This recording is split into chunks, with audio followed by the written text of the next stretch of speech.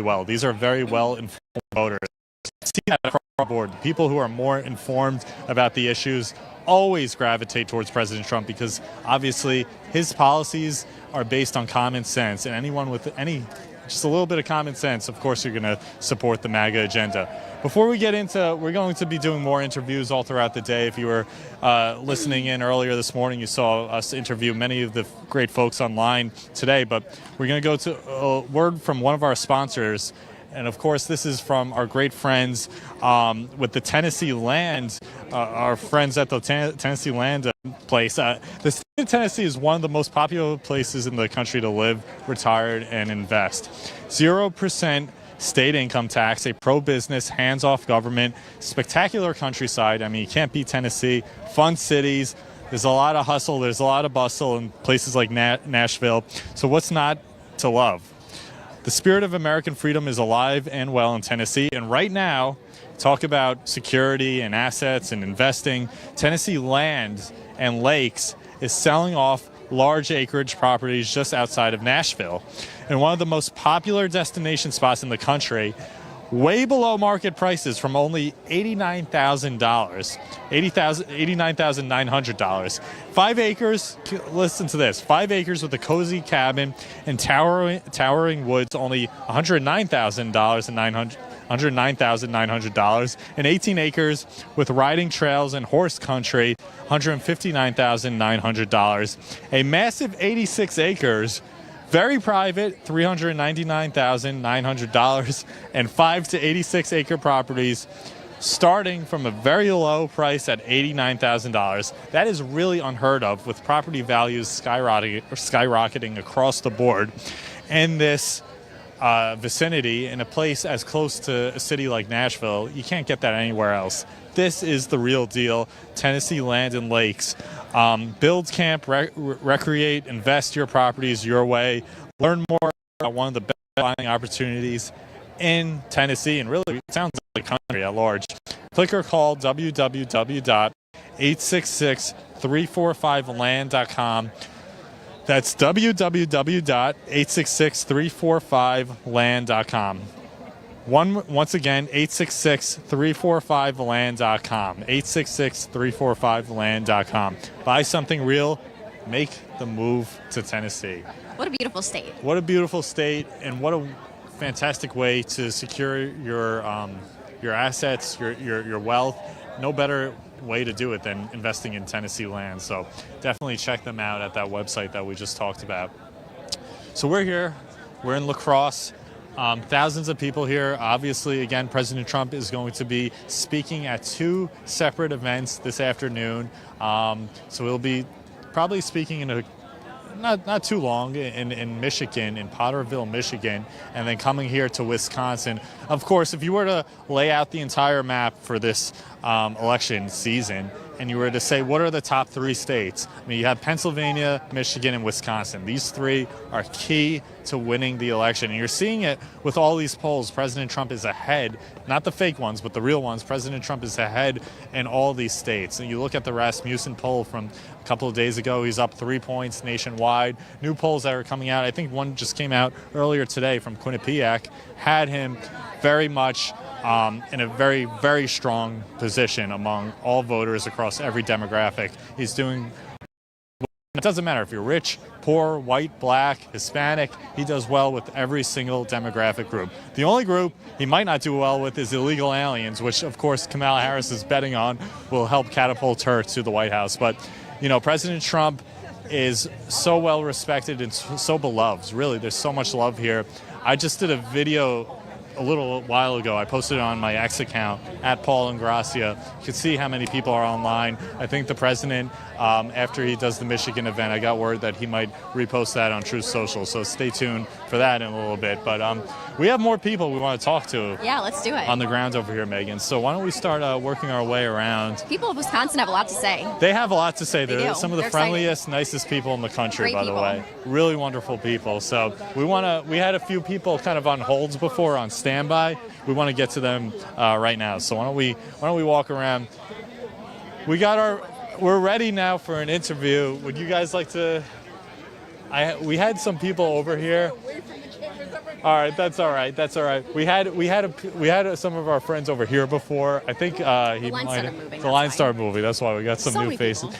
Why don't we keep walking? See if anyone. I know they're doing an interview over Everyone's here. excited. Would anyone like to be interviewed by RSBN, Right Side Broadcasting Network, or Pro Trump Network? You look like you could be a good candidate, sir. How are you? What's your name and where are you from? Tell us where you're from. Eric Voter. I'm from Lacrosse. You're from where? Lacrosse. Lacrosse. So this is hometown for you. Absolutely. President Trump coming to Lacrosse. What does this mean for this community? I think it's wonderful because I know it was a close one and we lost it in the last election. So him actually physically being here should help us out a lot. It's huge. Now, give us a sense. So how does Lacrosse? How large is it compared to Go Trump? That's right. How large of a town or city is Lacrosse compared to other places in Wisconsin? Is it on the bigger side, small, medium? It's on the bigger side. I mean, we're not Madison, we're not Milwaukee, but we are right up there in the top 5 in population. So it matters being here. And it's a very purple county. It's actually very important that he is here. Right. I know this is you have a Democrat congressperson, is that correct, in this area? But obviously from the turnout today, you have quite a number of Trump supporters here in Lacrosse. From speaking to voters, speaking to people who live here in Lacrosse, what are the main issues that they're concerned about this election? I think the biggest thing is the economy. Everything costs more. We look at our fuel prices. We'd like to get those back under control. The cost of groceries.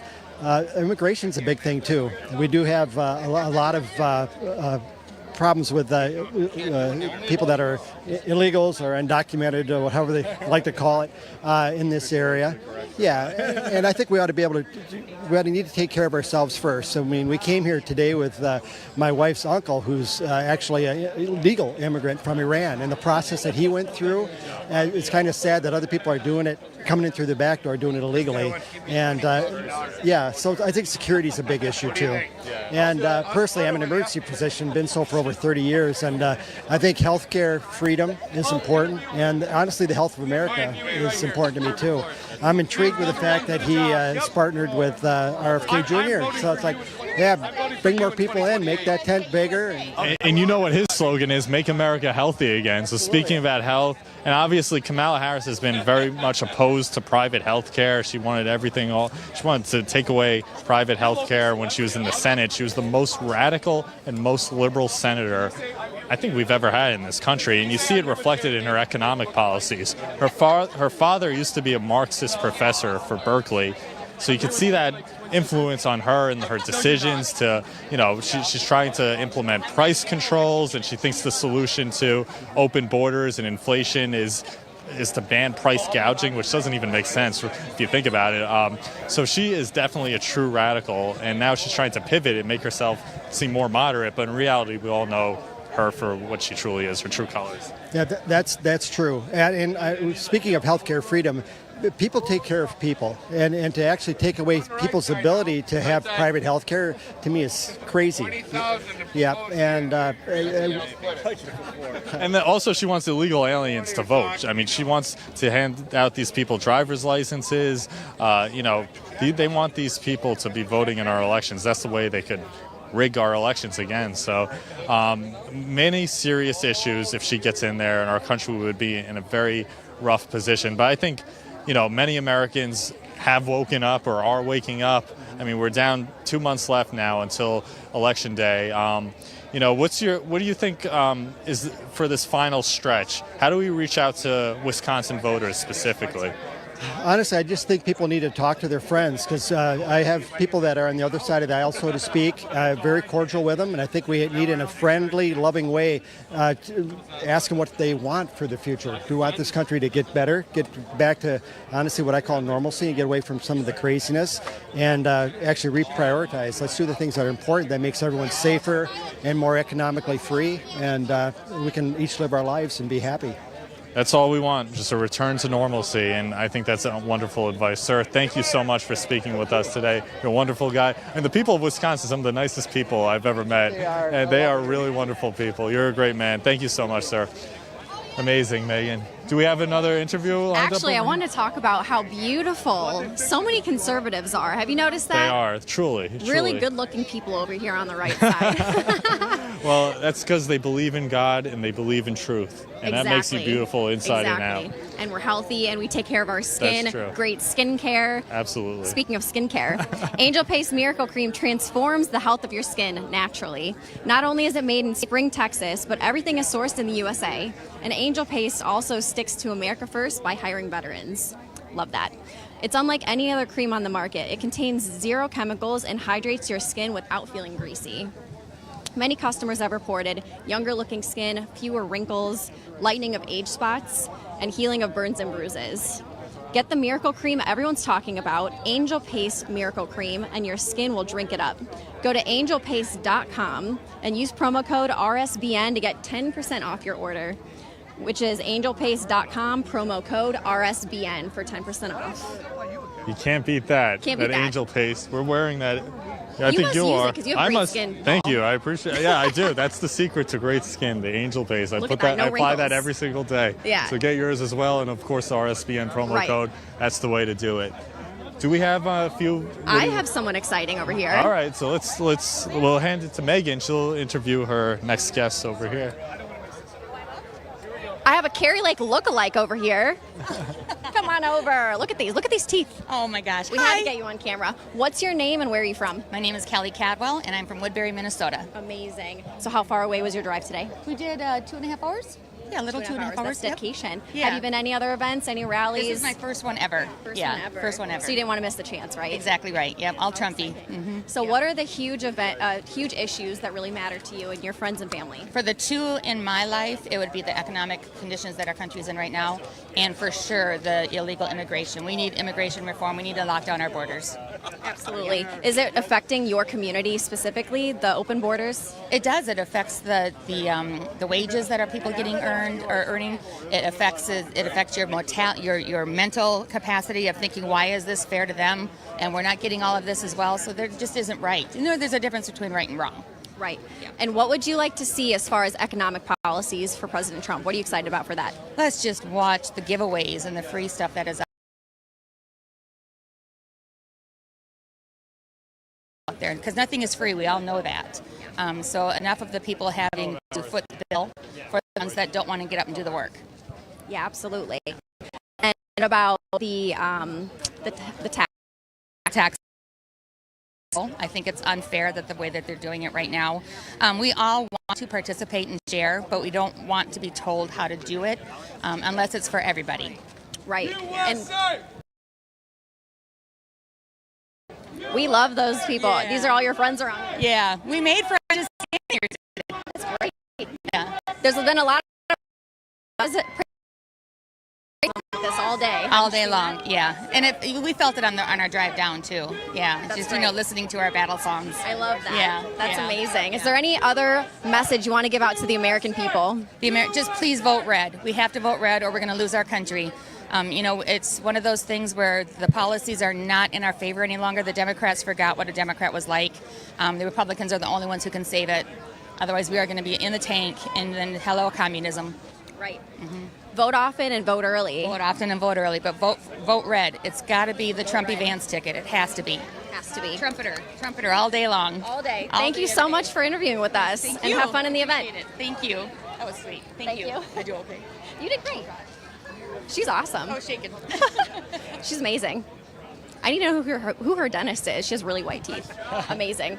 And how about over here, guys? So we got our friends over here. We got Dylan and Bailey, right? Yep. Wisconsin natives. They've been to a few Trump events rather in the past, and they're here again. They're excited to see the 47th president of the United States. They also run a YouTube channel. Why don't you tell us a little bit about that? Right. So me and my buddy here, we've done a YouTube channel our entire lives because we've been friends since kindergarten. We do a lot of political stuff. We're making a video of this event today. I do political predictions and stuff like that, but we're just really excited to see the president today. I can't wait for him to get here. What would you say to that? Same thing? Oh yeah, same thing. We've been running the channel together, and like you said, we've known each other since kindergarten. So we've been pretty much lifelong friends, and So subscribe to Curti28 on YouTube. Excellent, excellent. Now, I'm sure you guys have a lot of young people who watch your YouTube channel. I'm sure you cover politics, you probably cover a lot of different things. What is it about President Trump? Do you see a lot of young people coming to his corner? And if so, what issues resonate with him? I know he's doing a lot of podcasts now, a lot of popular shows. So obviously, I think the young people are on President Trump's side, especially young men. But what do you guys see? I mean, you just took the words out of my mouth.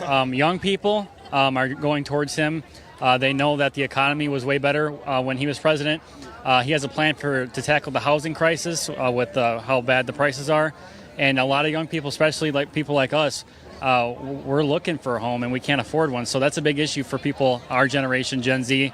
And like you said, specifically young men are gravitating more towards the president, doing things like interviews with Jake Paul or Logan Paul or whoever it was, going to UFC events. So I think doing stuff like that really appeals to younger guys like us. And I mean, Donald Trump's on TikTok. He's reaching out to the younger audiences on there. It makes sense, and I think more people gravitate towards him because they realize under President Trump, the world was almost stable. He didn't start any new wars. He's the one that brought foreign relations, and he kept China in check, he kept Russia in check, he kept North Korea in check. And I think people strive to want that stability back because the last thing we need right now is another world war, a confrontation with China. I think people realize Donald Trump is the peace that we need in this world. Amazing answer. You guys are very well informed, and that's true. His you look at his TikTok channel compared to hers, millions of more viewers. He did that interview with Theo Von recently. He's been making the rounds on all these podcasts. If you guys had a chance, because I know this is a town hall today, and we can walk up a little bit if you want to. Is that all right if we just walk up? Because I know the line's moving. But if you had a chance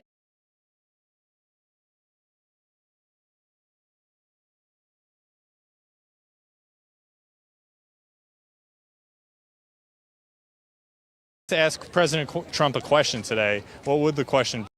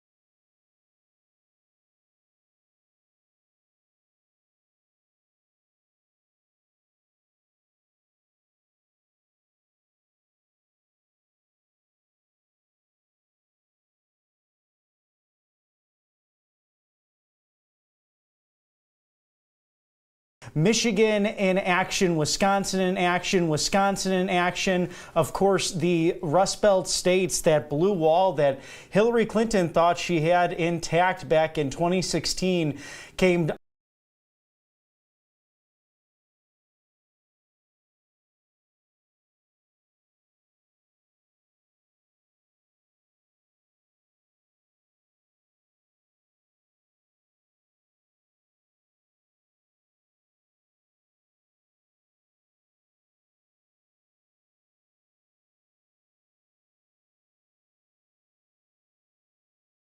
days now until a pivotal 2024 U.S. presidential election. But whenever I get weary, I just watch that roundup, that YouTube video. Sometimes I'm surprised it stays up there, of people like George Clooney and Oprah and other so-called elites that said that President Trump could never make it into office. And I just have a nice little chuckle with that, because he truly is the people's candidate, the people's president. And as I look at his website right now, donaldjtrump.com, he says right there, they're not after me, they're after you. I'm just standing in the way. So a gentleman of the highest order looking to reclaim the presidency, something that really only 5 other people have attempted after they were or had one term in office, and the only successful one being Grover Cleveland when he was the 22nd and 24th president of the United States, respectively. And just looking at these websites again, between the major party candidates, President Trump has Agenda 47 on display under the platform which was adopted at the Republican National Convention in July in Milwaukee, Wisconsin. Seal the border and stop migrant invasion, carry out the largest deportation of operation in American history, end inflation, and make America affordable again. Make America the dominant energy producer in the world by far, stop outsourcing, and turn the United States into a manufacturing superpower. Those are the top 5, and that 5th will be a huge highlight today in Potterville, Michigan, where he'll give a speech focused on the economy, focused on jobs, jobs, jobs, and making America manufacturing and steel in the United States again. A common sense policy we're hearing there from veterans, from state senators, from other office holders. Of course, the United States Senate candidate in Michigan, Mike Rogers, who has really been another interesting figure in the MAGA movement, was someone who was highly critical of President Trump when he was in Congress, but has come around seeing that the MAGA policies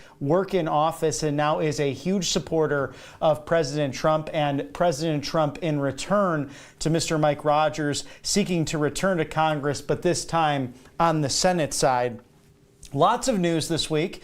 Of course, RFK Jr. and Tulsi Gabbard really breaking the glass ceiling of partisan politics, being 2 liberal Democrats, traditional liberal Democrats, now independents, who have openly disagreed with President Trump at times and on certain issues, but said for the good of the country, they are moving forward with supporting Donald Trump for president of the United States. You look at others like Elon Musk and Tucker Carlson, who have had interesting careers in their own rights, whether it be journalism, whether it be space exploration, entrepreneurship, and our own Mike Fortin in the field mentioning things about Tesla. Look, Elon Musk really made a splash with the electric vehicles, but also opposed to an electric vehicle mandate. We have seen Michigan, the home of Ford auto workers and the Ford plants over the years, a backbone of American steel and American ingenuity, American energy as well. They've recalled their electric cars, or at least a number in their fleet, because they're just not selling. And that's really the choice in this election, is the idea of choice. And it's something artificial on the far left side. One of their mantras is my body, my choice. But regardless of where you are on the abortion issue, it seems as if every other topic, they want full government intrusion into your life, including with an electric vehicle mandate. So it will be interesting to see how President Trump addresses that in Michigan today with workers and union leaders, amongst business owners as well, in beautiful Potterville, Michigan, backbone of American industry historically. And we'll see if we can bring that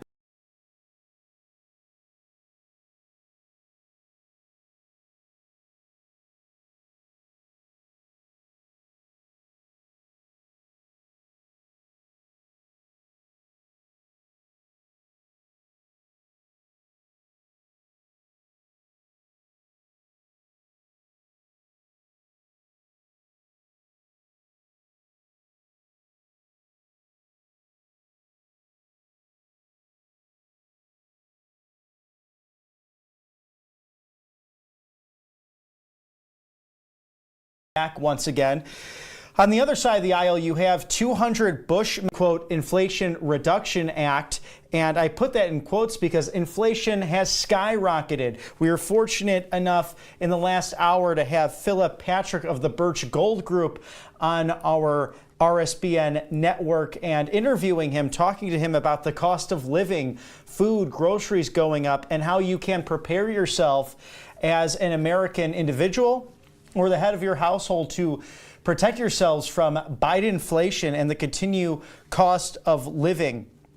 We have the California Senate passing a new bill that would give $150,000 in taxpayer-based home loans to illegal aliens. Something scary considering that this is really the America First MAGA agenda, Agenda 47, against a far-left, radical California agenda, a state that once was a middle-class tax haven in the 1950s and 60s, the home of American entertainment, Hollywood, the state that really welcomed great pioneers for the gold rush in the 19th century, and in more recent times, the tech capital of the world. And that has all changed because of big government policies. You've seen people flee California to Arizona, to Idaho, to Texas, to Georgia, all throughout the country, trying to survive the cost of living and the calamity that's out there. Even our own Mike Fortin had mentioned he's a former Californian moving to Nevada for a better life. The Black Conservative Federation is having a bus tour, and I'll run through those dates again with you, and I'll pull that up real quick. This group has been fantastic. Dr. Alveda King has worked closely with them as well in order to educate on the MAGA agenda throughout the country, and their bus tour going to cities perhaps near you, the North Atlantic states, the East Coast, and also the Midwest. On September 6th, Richmond, Virginia, and Raleigh, North Carolina. September 7th, Cleveland, Ohio, and Detroit, Michigan. On September 8th, Chicago, Illinois, the home of the Democrat national coronation for Kamala Harris. September 9th, Milwaukee, Wisconsin. September 10th, Philadelphia, Pennsylvania. September 11th, King of Prussia, Pennsylvania, and Harrisburg, Pennsylvania. And finally, September 12th, that week tour will be in Baltimore, Maryland. So a week of excitement, a great group going on the road, sharing Agenda 47, the Black Conservative Federation. We've had Facebook apologizing directly, Mark Zuckerberg writing a letter to Chairman Jim Jordan in the House of the Judiciary Committee regarding that he felt pressured in the last election to not only share Democrat talking points, but also to shut down certain voices in the conservative movement. Of course, President Trump and others were silenced on Facebook and then Twitter after the events of January 6th. Of course, he's come roaring back, and since then, Elon Musk has been the new owner of X, which has brought free speech to the American people through that great platform. Of course, RSBN, we're all on great platforms regarding everything that we could share with you, whether it be Facebook, X, Rumble, Truth, whichever you subscribe to, please like and share. We appreciate it so much, what we are doing there. And we will be getting back now to Wisconsin very soon with Megan Kohler and Paul Ingrassia covering a speech that will take place at 7 o'clock. We'll send it back out to Wisconsin.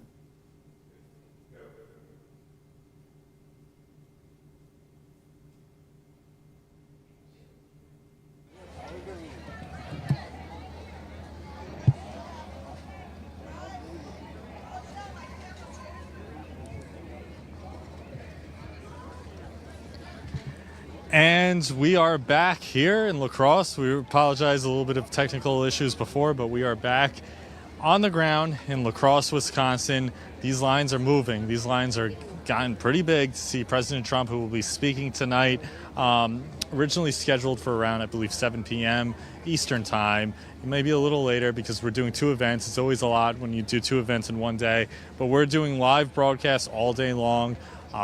From also Michigan, where he'll be speaking in just a few minutes. He's set to take the stage there in just a few minutes in Pottersville, Michigan, and then he'll be flying over to us in Wisconsin. So if you love Trump, and we all love Trump, doubleheader Trump Trump Day today. So it's a good day ahead.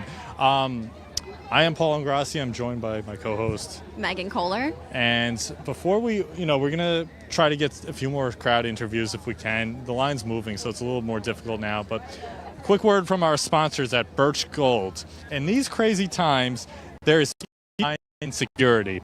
Security for our country, security for our leaders, and security for our families. But think about this. If you have all your eggs in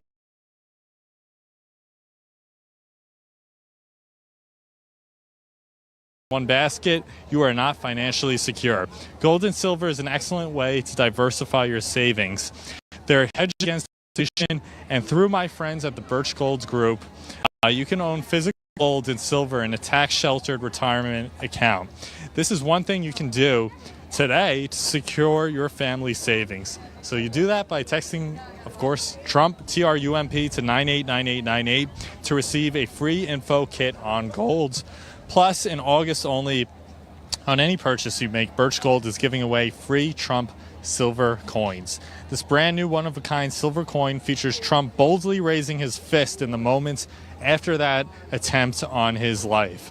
You don't want to miss your chance to own this special piece of history, a celebration of a leader dedicated to our security, preserved in the security of a precious metal coin. To secure your savings today and get your free Trump silver coins, text Trump to 989898 today. That's Trump to the number 989898. It's a wonderful product, and a few more days left with giving out that Trump silver coin in August. So get yours today. Megan, it's he's set to come in a couple of hours now. We spoke to a lot of people here on the grounds in Lacrosse. I know you're a Midwestern girl. What are you seeing in general from the people here? What are their top issues that you think are really animating Trump voters, especially in these battleground states? I definitely think in the battleground states, in the Midwest, all across the board, the middle class it's got to be strong. We need to have a strong middle class, and these people are very concerned about inflation. We're worried about prices hiking up. High taxes. Manufacturing is huge here in the Midwest. I know there's a lot of car manufacturing in Detroit and near here. So this is really important to the people of the Midwest, and we need to make sure that we have a strong middle class, and that's exactly what we're going to do here with the Republican platform. That's exactly right. He will rebuild that middle class, President Trump will, and make it stronger than it's ever been before. And that's obviously been his goal, his underlying philosophy from day one: make America great again. And these people see it. I mean, the American people see just how badly our country is under Kamala Harris and how much President Trump has sacrificed himself personally, financially, almost his life just a month ago in Pennsylvania to give for this country. It's motivated by love. He could be obviously on the golf course, happily retired on the beach at Mar-a-Lago, but instead he's choosing to do this for the American people because he cares about this country. He cares about the legacy of this country, preserving our Constitution, our freedoms, and he's concerned, just like so many Americans, so many grandparents and parents here today are concerned about the country they're going to leave to their children and grandchildren. And President Trump feels the same way, I know, and that's really why this movement is so big and is as big as it is. And a lot of people that I've talked to, we spoke with a gentleman earlier today that escaped communism. So when they've seen communism in practice in their country, they can see that the middle class is eradicated. It's either the lower class or the elites with no middle class. And that's not what we stand for in America. We want to make sure that people can have a good life, send their kids to school, be able to afford groceries, maybe go on a couple vacations, have a car, have a house. We really want to keep the American dream alive, and we should be able to do that in safe communities. So that's why it's so important to strengthen the middle class here.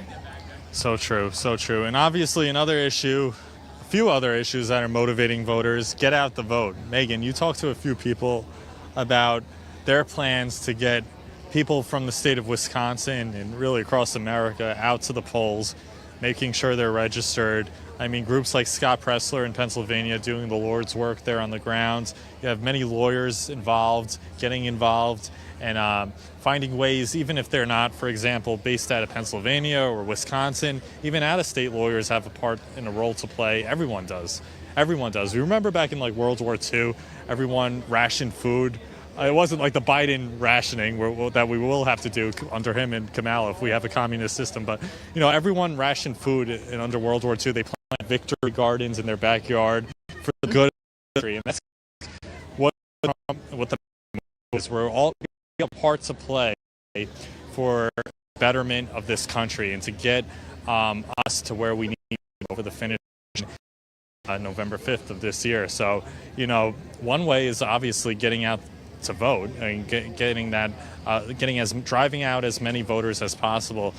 I know you said a website before for Get Out the Vote. Do you have that off the top of your head? So it's really important, of course, to get out and vote. Every single person watching this needs to tell all their friends and family, and you, of course, you need to vote too. And also, we need poll watchers. Mm-hmm. So go to protectthevote.com, and there's a list of all the critical states that are very susceptible to voter fraud. So sign up to be a poll watcher. It's a volunteer position. It's really important because we need to make sure that we maintain voter integrity and make sure that there's not cheating going on, because I have faith in the American people that we are going to elect Donald Trump. We just need to make sure that we pay close attention to make sure there's no voter fraud. President Trump always talks about protecting the vote. I'm confident that he has already enough votes to win the election by a landslide. I mean, we were at a rally in Wildwood, New Jersey a couple of months ago back in May, and they had over 100,000 people turn out in a deep blue state for President Trump. Another rally was in the Bronx. He had over 30,000 people support him in a borough that hasn't voted for a Republican in 40 years. So I believe he has the amount of voters necessary to get him over the finish line, across the finish line. What matters is what you're speaking to, Megan, and what I'm kind of belaboring to get towards the point is making sure we have people on the ground monitoring the vote, right. Making sure that the people counting the votes aren't DNC establishment hacks, that they're good grassroots people who know what to look for, who are educated about what to look for, and who understand the law well and the rules involved in order to make sure that only Exactly. We need to make sure that we're paying close attention to make sure that illegal immigrants are voting. I had a friend in California last election cycle that said he didn't even have to show his ID. And I truly believe if we had voter ID and paper ballots hand counted, Trump would win in a landslide. I know he would. The enthusiasm's here. Every single stadium or arena, everywhere we go, it's always full to the brim. There's always lines wrapped around the building. Today we see that here. And the enthusiasm's there. I see the bumper stickers on cars. I see the signs. People are wearing the shirts, the hats. People love Donald Trump and they want him in office, but we really need to pay close attention. So again, if you haven't checked it out, go to protectthevote.com and sign up to be a poll watcher as a volunteer. And there's a list of crucial states on there. And then also, if you go into Wisconsin's one of them. It is, yeah. Wisconsin's on there. And Michigan too. Yes, it is. 2 states he's hitting today. Right. And if you go to donaldjtrump.com, he also has that on his website. If you look at the tabs, it says Protect the Vote. It's the same website. Absolutely, absolutely. And obviously, if you can contribute anything to President Trump and his campaign, obviously that goes a long, long way. because they got all those donors going up behind them. I don't know who's donating to the Kamala Harris team, but they have some people behind them, and we have more people behind us, far more. It's just a matter of getting them all in the right place. But absolutely, how would you describe, going back to where we are now in Lacrosse, again, two rallies, a town hall later tonight here across Wisconsin. President Trump is speaking in moments from now in the state of Michigan, but we're around here. This line is going on forever. Oh yeah, it's around. I don't know it's all the way down the street. Describe this line for us, for the audience at home. So we have barricades that are zigzagging along the building all the way up and down the sidewalk. It's completely full, and then it wraps around all the way down the sidewalk down there. And it's as far as I can see. I mean, I can't see the end of the line. No. And people have been here since last night, like we said, early this morning. A lot of people I've talked to, it's their first or one of their first Trump events. So people were really excited for this chance to see President Trump, and some of them came pretty far too to come see him. You talk about polling. I mean, this is like the best poll you could take. Exactly. I mean, look at the amount of people and the support on the ground. Would any of you like to, by any chance, would you like to talk to us on RSBN? Just a few words. We're pro-Trump network. Oh, great, excellent. Well, Watching we love at 10:30. We love that. Good. You come Amazing. on. All right, sir. We're cutting to President Trump in just a few minutes, but we wanted to talk to a few more people here on the ground. Tell us, sir, what's your name and where you're from, and what drives you out to see the president today? Yeah, I'm from. My name's John Joseph. I'm from St. Paul, Minnesota. And this is my first Trump rally, so I'm very excited about it. I've got friends that live down here in Lacrosse. My dad grew up in this town.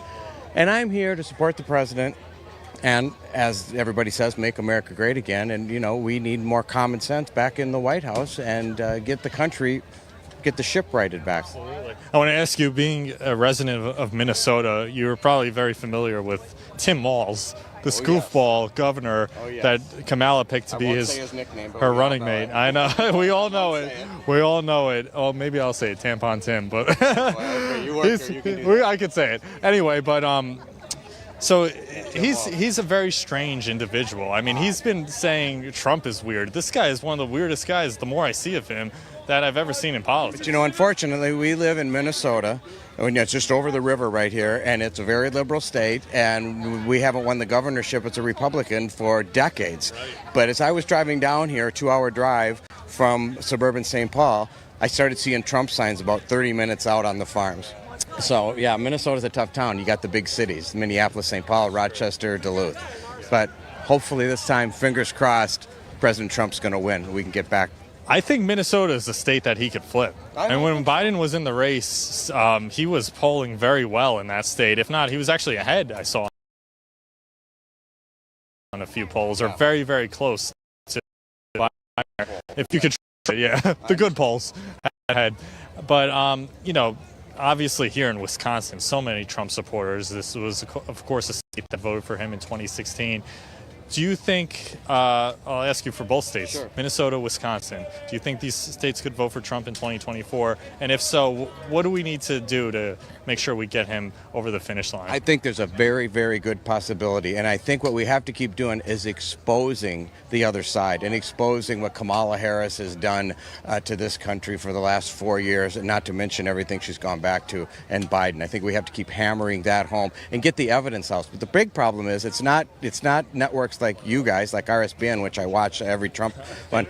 It's the CNNs, the CBS, NBC. Like a lot of my friends and neighbors back in Minnesota, I go over to their house, they got MSNBC on. That's all they get spoon-fed this stuff. That's the media's the real big problem. The media, in many cases, is the enemy of the people because they don't tell the truth. And that's the whole thing. You're a very well-informed guy. You can tell, you know the issues. It's just a shame that, more people just have to come over to networks like this, and get the truth out there, or go to Truth Social and go on Twitter, because that's where the real news is had these days. They can't watch CNN or MSNBC anymore. I was texting my friend standing in line. I said, RSBN is here. Put it on YouTube. Watch it. My buddy's down in Phoenix, Todd. He's from Minnesota, and he's got it on too. So we can only hope. Hopefully, unfortunately, I think if President Trump doesn't win this time, they've either probably cheated again or something awful has happened to the president again. God forbid. God forbid that, but God bless you, sir. You are great information, great guest, and I know the line's moving. I would talk to you all day long if I could, but enjoy your night tonight, and hopefully you'll have a chance to ask President Trump a question in there at the town hall. That'd be great. Thank you so much. Great people, great people. I'm sorry I didn't mean to be so abrupt before. So there's a chance over there to talk to a few people. It's tough when the line is moving. It's tougher to kind of talk to people just because they don't want to fall behind, and I realize that they want to get their seats. But it's incredible. You hear the same issues that are motivating all these people to come out to support Trump: the economy, inflation. They're worried about illegals on the border, illegal voting, a rigged system of voting, and the weaponized justice system. I mean, really all these issues. And it's unprecedented what Kamala Harris and Joe Biden has done to this country. And it's amazing. You always hear Kamala Harris say, when I get in, we're going to fix this, we're going to fix that, we're going to make no tax on tips. She's stealing all President Trump's policies and plagiarizing them without giving him credit. So, and she's in there now. She's vice president now. What's stopping her? She can fix these issues now. Why is she acting like she's not in office? She is Joe Biden's vice president until January. She and him are two peas in a pod. Yeah, I don't know what what's going on there. I don't know what she's saying with that. How can they campaign against their own policies? I mean, I can understand that. Can understand why she might want to be distant from him, but because of how much of a disaster he's been for this country. But yeah, you're what the Democrats tend to do is, I remember this back during Obama, when Obama was in office, he was blaming the bad economy on Bush. And then when Trump got in office, Obama was taking the credit for it. And then now that Kamala and Biden are in office, they're probably like, oh yeah, it was Trump's bad policies that are making the economy bad now, which makes no sense. Buddy, you've been in office for 4 years now. Right. I mean, you had time to... I mean, it was working pretty well when President Trump was in there, and now he's taking credit for all the jobs that Trump brought back. A lot of these jobs obviously were temporarily shut down during COVID, and then they all returned, and then Biden's saying, oh, those are jobs I created. No, they're not jobs you created. Those are not jobs that Kamala created. Those are jobs already in place that Trump created, and that you're taking credit for, just like every other policy. And a lot of the jobs, to the extent he created any jobs at all, are for illegal aliens. Or they're like, too. Yeah, or what were you gonna say? Well, I mean, they've been born and bred to be politicians. So when have they ever created anything? Is what I was thinking. Have they ever created a job? Have they ever created a business? Have they ever done payroll and had to create a profit for a business? I mean, all these men who have been businessmen in the past, they worked in the private sector. They know how it works. They've actually created something. Versus Kamala and Biden. I mean, they didn't really create anything. Yeah, no, that's true. I was just signaling over there. But you're right. The only jobs they create are when they expand the size of government. They weaponize the IRS, for example, or the DOJ. They did. Those are the jobs they hired more IRS agents to stalk us. That's for sure. But those are the only jobs they know how to create. But you're right. It's all capitalism, industry, free enterprise. All that is going out the window. We're getting a signal now in about a minute from now, 30 seconds. We're probably going to toss back because President Trump is set to begin his remarks there in Michigan, and we can't wait to see what he has to say there. The theme of the day, American prosperity, bringing jobs back, and I'm sure many of you have been eagerly waiting all day long. Can't wait to see the president speak. Are we still... 30 okay, so we're still great. going. Do you have any last words for our audience before President I must say, Trump speaks? I'm very impressed with the people out here. We've been talking with people all day long, all morning, all afternoon, and people in Wisconsin are very well informed. They know about all the issues. They know what they believe in and why they believe in it. They've done their research, and I encourage everyone else to do their research too. I mean, we have smart viewers. I'm sure you all have. Absolutely. So I think now we're going to take it. We're getting the signal to President Trump, who will be speaking in Michigan. Thank you all for tuning in. We'll be back here in a little later, but President Trump right now. Welcome back to Pottersville, Michigan, where we are awaiting President Trump, who should be here on stage any moment. Today, here at Alro Steel, President Trump expected to speak about, obviously, the jobs and making people's families great again. biggest thing here is there is working folks here in Michigan. This is a state known for its industry, for industrial, car building, auto manufacturers, and there's a lot of suburban support here for President Trump. Really and as well as inner city support, which I can't say enough black Americans here have really been in recent polls, really throwing their support behind President Trump, which is something that we haven't seen previously. And now I think President Trump identifying more and more with black Americans as they see really the games that the left and Kamala Harris and her campaign have just been putting forward. Again, President Trump set to speak here just outside of Detroit any minute. One thing to go over, President Trump has made promises to the American people for some time now. His new Agenda 47 that President Trump has put out along with his team, number one, seal the border and stop the migrant invasion. All of us agree that this is number one on a lot of people's priorities, sealing the porous wall and getting just Americans feeling safe again. Number two, carry out the largest deportation operation in American history. We've seen, obviously, in Texas and Alabama, and I expect to see more states finding people that are registered to vote that should not be. This is a lot of illegal immigrants. We've seen a lot of issues with voter fraud in the past, and as much as the left wants to deny it, it's certainly something that is out there. We know that we've seen it. There's many reports that we've heard over the past several years of things that have gone wrong, and obviously now with Mark Zuckerberg coming out where he was forced to and pressured by the Harris Biden campaign to make sure that a lot of the information coming out during the pandemic was censored. Other people's doctors like Dr. Peter McCullough from the Wellness Company were censored, that their views and their points and their thoughts were all censored on Facebook, a platform where people were truly going for news, and all of that was just taken down, shoved off to the side, and their accounts were canceled. People were just deplatformed and made to look almost foolish in a way for even going against what was coming out from Dr. Fauci, which we've now seen was just a complete lack of misinformation coming out from his camp during that time. President Trump obviously wants to end inflation. Again, expecting those remarks today here just outside of Detroit at Alro Steel, where people are very excited to hear what President Trump has to say. Obviously, manufacturing such a huge part of the Michigan economy and what people want to hear. They want to hear that they're going to be okay. They want to hear that they're going to be safe. They want to hear that their gas is going to be affordable. They want to hear that they can afford groceries again. $100 worth of groceries 4 years ago, now upwards of $180, $190, and Americans just can't afford it. Again, speaking with my Uber driver earlier this morning, his first response was that the border was the most important thing on his agenda. But when I asked him if Uber was paying the bills like it used to 4 years ago, this guy had over 8,000 trips that I was able to see on the Uber app. This guy had 8,000 trips over the past several years. And, I asked him if he was truly in a better space than he was at that time. And very quickly, he began to realize that he simply was not. It simply became, hey, I just need more money. I guess you're right.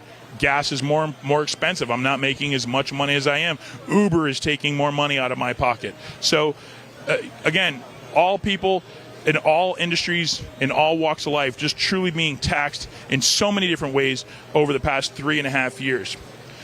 Again, I'd like to tell you guys thank you for all that you do, all of your donations, all of your viewers just sticking with us all this time. RSBN doing our best to be to give you an insight, to put you in front of President Trump each and every time he speaks at all these events. We can't tell you how much we appreciate it. If you can go to rsbnetwork.com/donate, we certainly appreciate that. We are your 2024 election headquarters and committed to bringing you the most comprehensive coverage of President Donald J. Trump's campaign and so much more. Stay tuned because you won't want to miss a single moment, especially of the speech here today, just outside of Detroit at Alro Steel. Make sure to like and share our broadcasts, and while you're at it, subscribe to our channel. Hit that notification bell so you always know when we're going live. And if you go to our YouTube, not only will you get notified of all of our new posts, but you can also get notified of when we are going live at each and every event. Follow us on all the social media platforms. Just do a search for RSB Network. Find us on Facebook. There, RSB Network. For exclusive updates straight to your inbox, sign up for our newsletter at rsbnetwork.com/newsletter. Again, that's rsbnetwork.com/newsletter.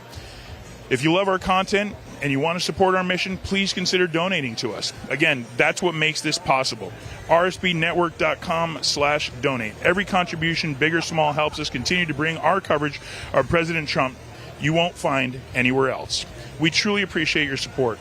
Text RSBN to 801-801 to stay connected with all of the latest from RSBN. Again, that's 801-801. Thank you for supporting RSBN, and we're proud to be your go-to source for election coverage.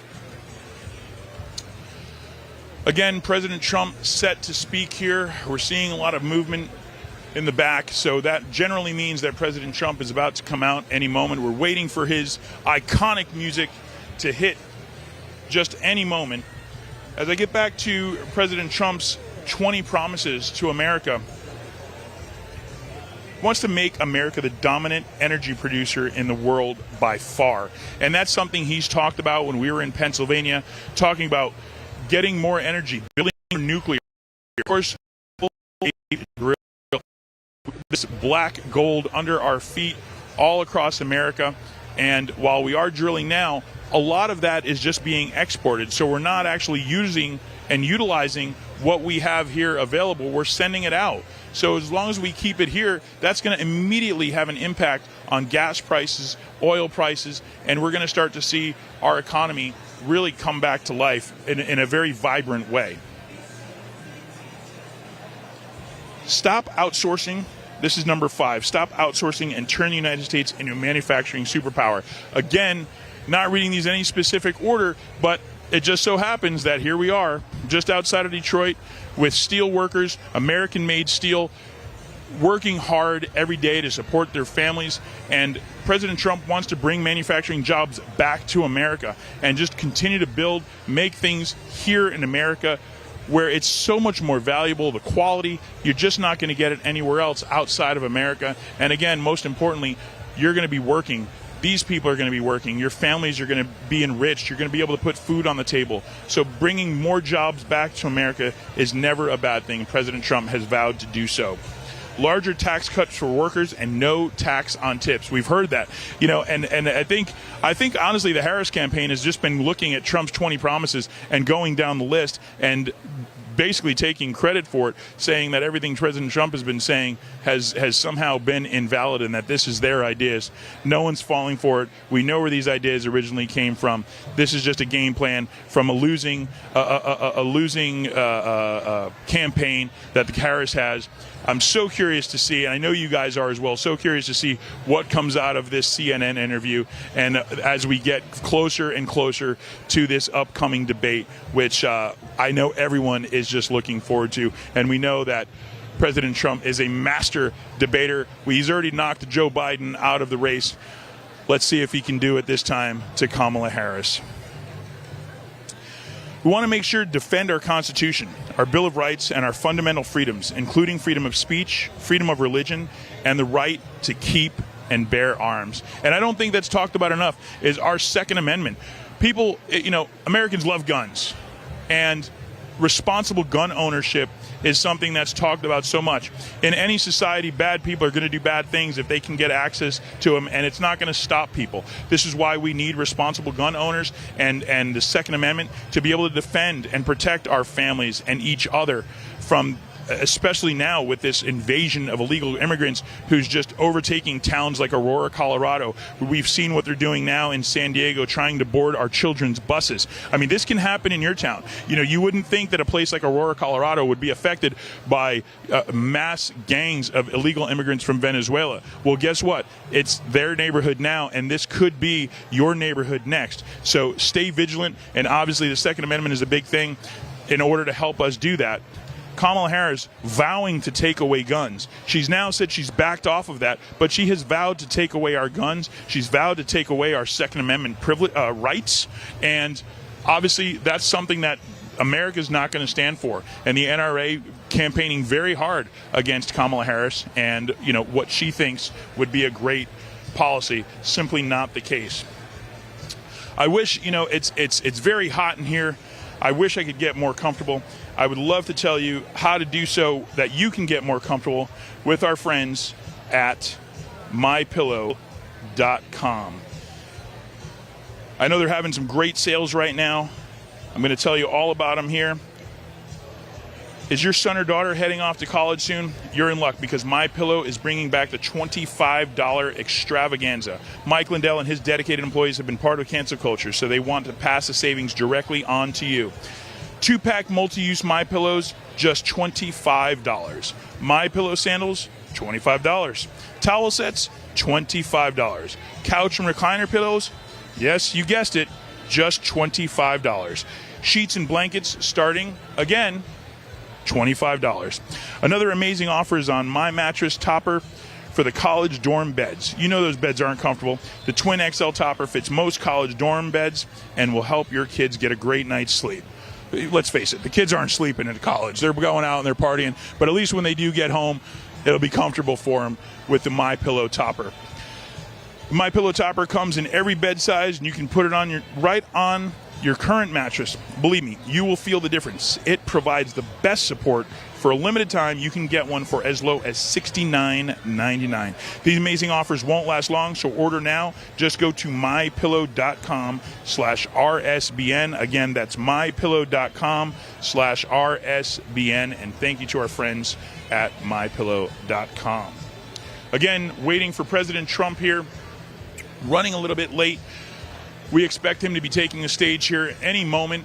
I know this crowd is worked up. We've got people dancing. We've got roughly, I'd say, 500 or so people in here that were able to squeeze into this venue, and it is a packed house as we await the remarks from President Trump here in Michigan.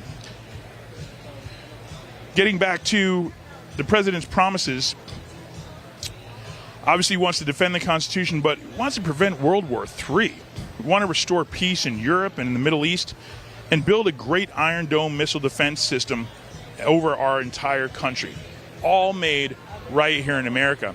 And companies like this here at Alrose Steel is one of those people who's going to be providing the materials in order to build such a system. So it's important that President Trump is here and encouraging these people and showing these people that he's made a commitment to them, will continue to make a commitment to them, and will continue making a commitment to America and American jobs and getting things built right here in America that will not only help American workers, but also keep America safe. President Trump also, no kidding here, wants to end the weaponization of government against American people. Who better to defend America against the weaponization than President Trump, who himself, again, just a recent target of this deranged Jack Smith, who is just craving headline after headline because he knows that this, you know, is something that may not look good for President Trump going into an election. And, you know, with Biden and Harris really looking forward to doing everything they can to try and derail President Trump, this weaponization over the past several years against President Trump has just been an abysmal attempt to try and stop one of the greatest presidents this country has ever seen. So obviously it's something very important and near and dear to his heart that our government isn't able to do this to American people. President Trump wants to rebuild our cities, including Washington, D.C., making them safe, clean, and beautiful. As someone who comes from Los Angeles, I've been able to visit Washington, D.C. several times. I can tell you, New York, San Francisco, places like this are just absolutely filthy. You wouldn't walk down the street during the day. You certainly wouldn't walk down the street at night with your family. It's not a safe place. It's not clean. It's just awful to see what these cities have devolved into under the left leadership. We're hearing chants of President Trump. Maybe people have a better vantage point from where we are. But again, President Trump expected to come here and give another great speech here just outside of Detroit at Al Rose Steel. President Trump also wants to strengthen and modernize our military, making it without question the strongest, most powerful military in the world. And there's no question that we already have the most powerful military in the world. President Trump wants to put that on display, really just in such support of the men and women that fight for our freedoms day in and day out, those who have fought and perished in around the world, fighting just so we can be here, so folks like myself can be able to bring you broadcasts like this and tell you about how a president wants to make America great again. There's so many patriots here in this building. You know, again, you heard me earlier kind of break up a little bit when I heard about that as a father, as a parent, thinking of your children going to war and fighting for their country and laying their lives on the line, and the thought of losing your children for doing that. It's something that is unimaginable. So with President Trump wanting to just strengthen our military and bring back some military might that this country truly needs, and just put that on display, is just phenomenal to hear for so many, especially here when military was brought up earlier. So many people just erupted in cheers. So many veterans here today, just thrilled to see President Trump speak. President Trump also, you heard this here earlier, wants to cancel the electric vehicle mandate and cut costs. Well, again, as someone who currently owns a Tesla, I can tell you it's a fantastic car.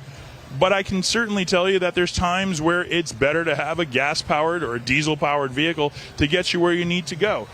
It should be our choice. It shouldn't be a mandate. Much of what's been coming for the past 4 years out of this Harris-Biden administration has been against our will, telling us what we can and can't do with our bodies. It's just not the American way, and President Trump wants to be able to put choice back in America, put the choice to purchase whatever you'd like back in Americans' hands.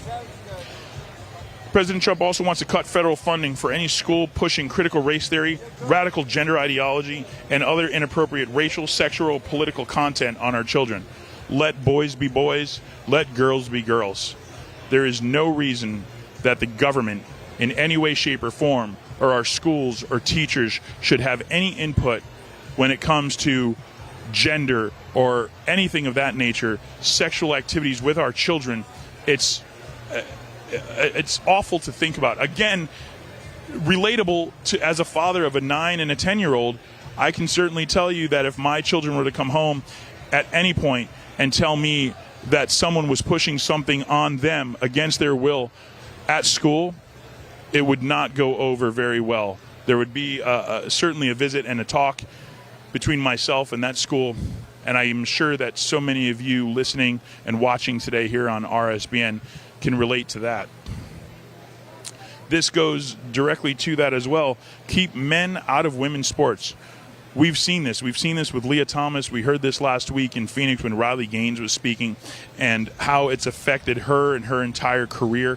How many other girls and women have been affected by boys, men coming into women's sports and just decimating them, taking, beating them by seconds that other women could never even come close to.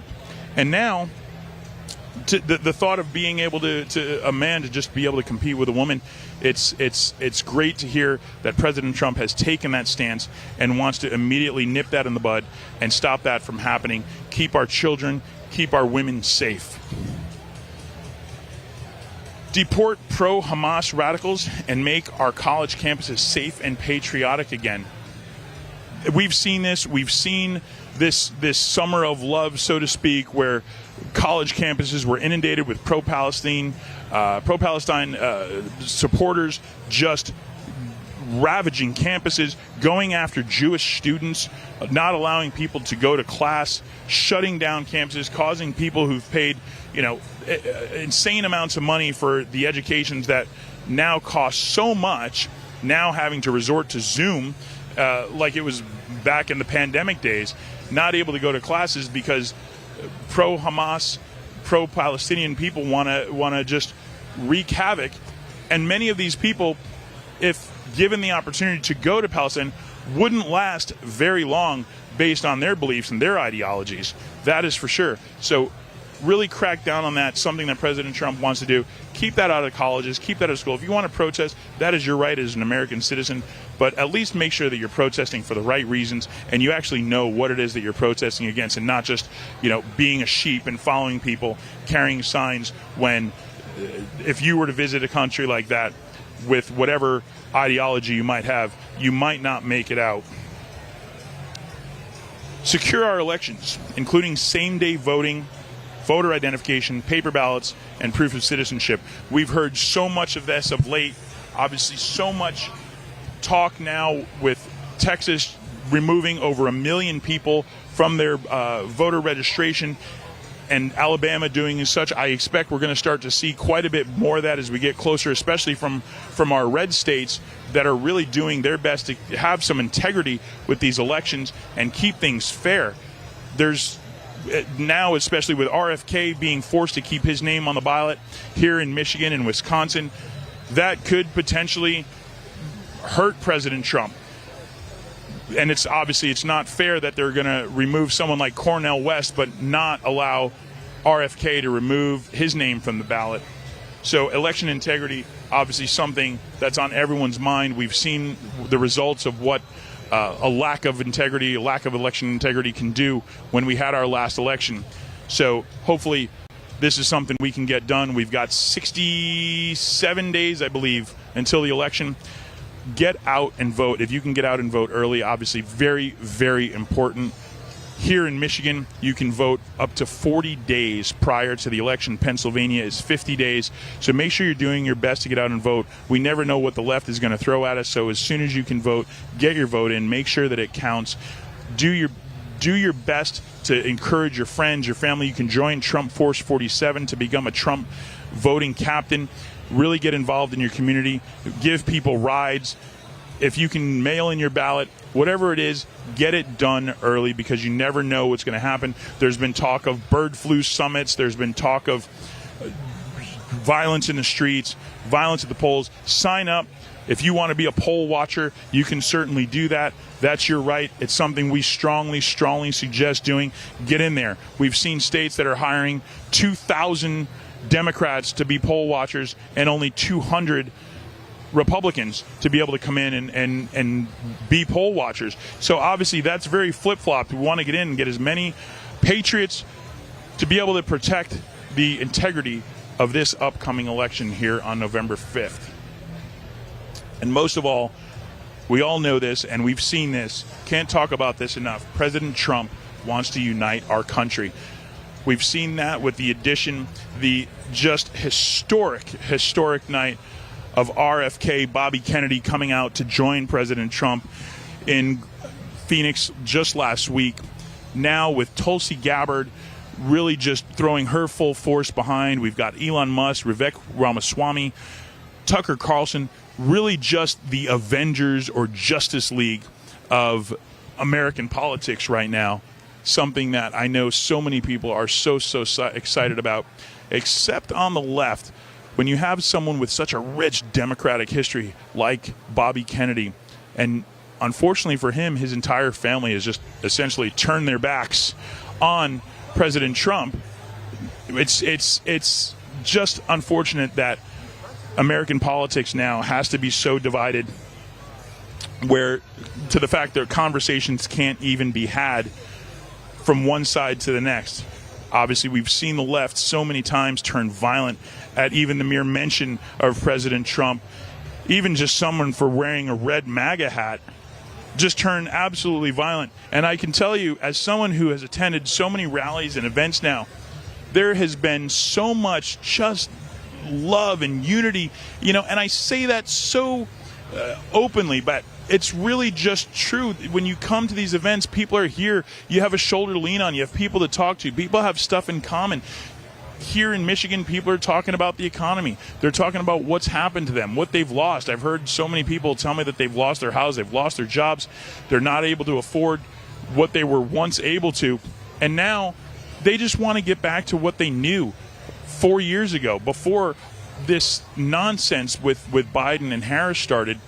People just truly want to be able to put food on their tables, spend time with their kids, take a vacation, relax, put gas in their car, things that have become very, very difficult over the past 4 years. Going more into what we've seen, Tulsi Gabbard expected to moderate the town hall that President Trump's going to be doing coming up in Wisconsin, which is very exciting. Tulsi Gabbard, a great speaker, a great patriot, a veteran, someone who just lends so much knowledge and experience, especially as a former Democrat who was targeted, actually still being targeted, actually on the terrorist watch list, able to fly, but still has had a target package put on her during her domestic flights. So everywhere she goes, she's being targeted. So we've seen, again, the weaponization of government, not just against President Trump, but also against people who support him. Just truly unbelievable thing coming from our government. You wouldn't think that, you'd have to worry about our government doing things like this, and we've never seen anything like this. At least it's never been brought to light to the extent that it has now over so many years of President Trump. Once President Trump decided that he was going to run, we've seen the government do everything from Obama spying on his campaign to so much more, just nonstop going after President Trump and those who support him. So many people just getting out there and doing their best to support President Trump, especially our veterans, something that's so important to so many people here today in Michigan. Again, waiting to see President Trump when he arrives here. Any moment now, we're expecting President Trump to come out and speak and give remarks here at Alro Steel. Sorry, guys, we're live on air. Just some things going on here behind the scenes. I apologize for the cut in here, but we've got just some things going on behind the scenes. So forgive us for that. Right now, again, just to reiterate that President Trump, truly the president, the party of common sense. We've seen such just outrageous policies and outrageous things being reiterated coming from the Harris-Biden, now her trying to distance herself from Biden, just erase any and all history of her being with President Biden, which makes me think at this point, with President Biden at the beach and Kamala Harris doing her interview, who's running the country right now? It's a question I know that's on a lot of Americans' minds. I've seen it a lot on X and on Rumble earlier. People are wondering who the heck is running our country right now. If he's on a beach and she's doing these interviews, it really just makes you think, what is going on with our government right now? Just awful time right now for so many Americans that are being hurt.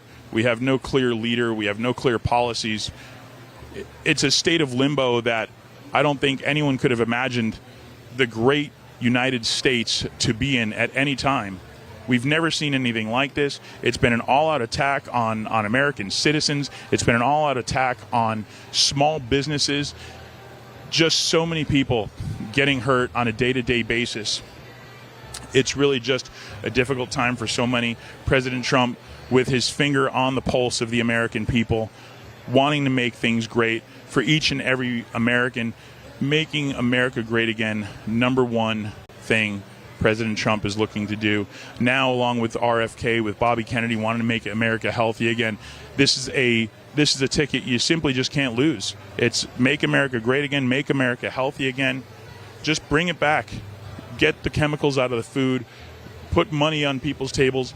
People just want simple things. Americans just want a simple way of life. They want to go to work, they want to work hard, earn their wage, go home, spend time with their family, and they want to be able to afford to put good, healthy food on the table, gas in their car, and rinse and repeat. Do that 5 days a week. Have a time that they can appreciate, where they're not having to stress, where they're not having to worry about their mortgage payment, where they're not having to worry about rent, whether or not they're going to be able to go outside if their car is still going to be there because they can't afford their car, because it's a decision between whether do I pay my rent, do I pay my car, do I pay my insurance, do I have health insurance, can I afford to get sick? It's just on so many people's minds, and I can tell you it's certainly something that's on my mind. With my background, I can tell you that without a doubt, it's something that we've had to worry about for so long, and something that we struggle with every day, even going forward. The just erasure of the American dream and our ability to be able to buy a house is really in jeopardy right now because of these policies. Kamala Harris wants to now put 25% capital gains tax on houses. She wants to be able to tax people for unrealized gains. This is just insane. It's not fair. People are being taxed enough already, and it's something that Kamala Harris is putting out there and wants to make worse. So if you can fathom another 4 years of this, it's like driving a car with a flat tire, not fixing it, and then making the other tires flat and continuing to drive and hoping it's going to get better. That's what we're hearing from the Harris campaign on a day-to-day basis. And then we have mush-mouthed Tim Walz out there, pushing this even more radical agenda based on what he's done in his state, which we've seen hasn't worked. His state has just been an atrocity ever since the riots, and we've seen it just go south from there. What a just a truly disgraceful ticket to run on. Lack of policy, lack of leadership, just truly just a miscarriage for this election to have these two individuals with the potential to reach the White House and cause further harm to our country and Americans alike. The biggest issue here among voters, again, what we expect President Trump to speak on, really the economy and bringing jobs. And we've seen President Trump ramping up his efforts here. It's going to get a lot busier. We're going to see a lot more here on RSBN. You're going to see a lot more rallies. You're going to see a lot more of these remarks events, some smaller events where President Trump can really truly get up close and personal with the people, with his supporters, with these great patriots that are here today and at every event, just going to show that President Trump truly cares about the people. We here at RSBN have been close enough to really understand and appreciate President Trump, to be able to see this man up close so many times and see the way that he speaks to these families, the way that he speaks to his supporters. It's genuine. It's not. It's nothing but genuine. It's true empathy. It's for what's going on. It's sympathy for families that have lost loved ones due to these illegal immigration policies. So President Trump, truly a man of the people, a man who understands what Americans are going through. Again, not a politician, doesn't have a political background. He speaks from his heart.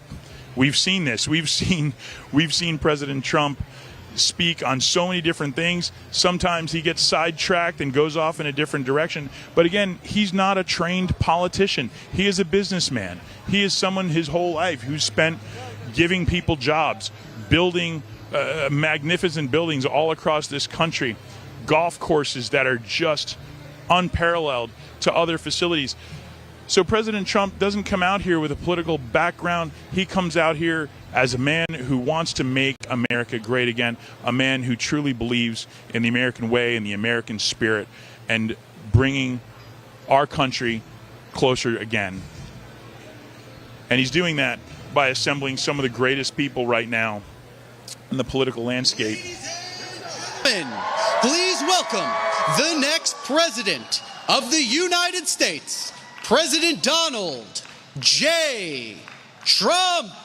And I'm proud to be an American, where at least I know I'm free. And I won't forget the men who died, who gave that right to me. And I gladly stand up next to you and defend her still today. 'Cause there ain't no doubt I love this land. God bless the USA.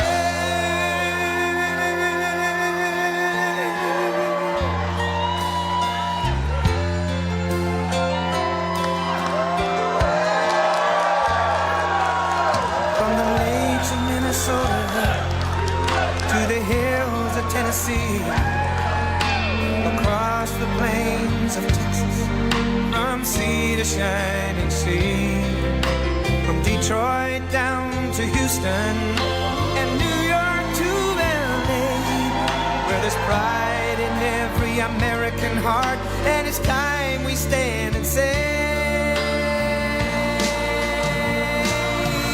that I'm proud to be an American, where at least I know I'm free. And I won't forget the men who died, who gave that right to me. And I gladly stand up next to you and defend her still today. 'Cause there ain't no doubt I love this land. God bless the USA.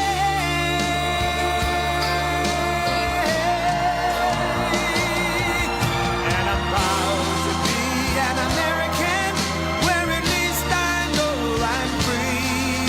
And I won't forget the men who died, who gave that right to me.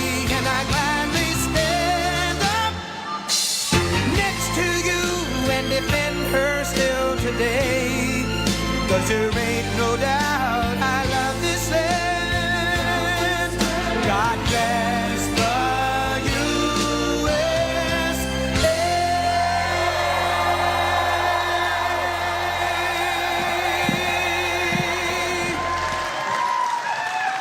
Thank you very much. I'm thrilled to be back with the hardworking patriots of the great state of Michigan, a nice state. And I also want to thank All-Row Steel CEO Randy Glick. Just met Randy, and he's fantastic. The job the family's done, he's done. It's beautiful. And all of the talented workers here at All-Row Steel, I hope you're all happy. Are you happy with the company? I think, yes, huh? I think. Great company. And congratulations on 76 years of manufacturing in Michigan. And you had your best years 4 years ago, but you're going to have even better years coming up, I can tell you that. You're going to have even better. I'm here today with a simple message for the American auto worker and for the American worker. Your long economic nightmare will very soon be over. It's going to be over. Going to turn it around. With your vote, we will defeat Comrade Kamala Harris, and we will bring back the American dream, bigger, better, stronger, and just better, bigger, better. We love the American dream. You don't hear about the American dream. When was the last time you heard about the American dream? They don't talk about it, although they copy everything else I do, so I guess that'll be next. They'll be copying. They'll be saying, oh, the American dream. She doesn't know what the American dream is. Over the past 4 years, Kamala and crooked Joe Biden have presided over an economic reign of terror, committing one financial atrocity after another. As vice president, Kamala cast the deciding votes that caused the worst inflation in American history. You're all victims of it. We all are. Everybody is a victim of it. It's a nation buster, costing the typical family $28,000. Under her policies, household wealth has plummeted by $33,000 per family. The cost of the typical monthly mortgage has really tripled, and you can't get the money. So, you know, you will go from 2% to 10%, but you can't get the money at 10%. I guess they want more than that, but you just can't get the money. Credit card debt has ballooned by 40%, and they have the highest numbers in history right now. as of about 3 days ago, the highest number in history. Now Kamala says she wants to talk about the future, but she's been there for 3.5 years. She only wants to talk about the future because the past has been the job they've done. Let me tell you, he's the worst president in the history of our country, and she's the worst vice president, and she's the worst border czar in the history of the world. And she's the one who gave us every single disaster that our country is facing right now. Look at Afghanistan. She said, I was the last person in the room. What a horrible, horrible event that was. Kamala's made middle-class life unaffordable and unlivable, and I'm going to make America affordable again. In addition to making it great again, we're going to make it affordable again, and that's going to be starting on day one. Isn't it amazing? They go 3 years, and now they say, oh, we're going to do this, we're going to do that. The only good thing that she's done, flip-flopping. She's the greatest flip-flopper. Things that she never even thought of. She probably goes back to her room and gets sick to her stomach when she says what she has to say, because she's a Marxist, she's a fascist, and she never believed. I mean, now she's saying, oh, we want to build a strong border. Where has she been for 3.5 years as we took in 20 million people, many of them horrible criminals? My vision is for a middle class that is once again the envy of the entire world. It's going to happen. It's going to happen fast. Thank you. Workers like you and communities like this should be able to afford a nice house, a new car, and a growing family on a single income, all while enjoying the highest standard of living on earth, right? Thank you. Americans deserve safe streets, secure borders, great schools, healthy children, bustling factories, and a nation that is confident and a nation that is strong. That's the future that I intend to deliver, and I will deliver. And you had the best economy in the history of our country just a short while ago, and now you have what they call inflation, what that has done to this country. And frankly, they've done also worse, and you're going to end up in World War III with these people. I'll tell you what, we've never been so close to World War III.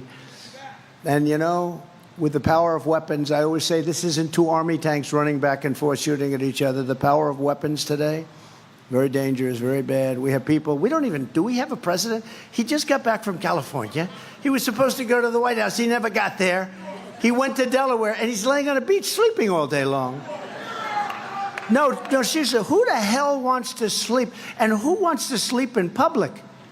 He's sleeping. Do you think President Xi of China is at a beach sleeping? Do you think Kim Jong-un is sleeping from North Korea with his nuclear weapons all over the place? They don't sleep so much. Now, we have a guy sleeping, and she's incompetent. She can't do an interview? It's been months. She can't. I just did an interview backstage. She was a very terrible person, but she was okay, actually. NBC fake news. It was NBC fake news. She asked me about all sorts of things. She asked me about abortion, and I handled it very nicely because, you know what, that's so overplayed. We have abortion.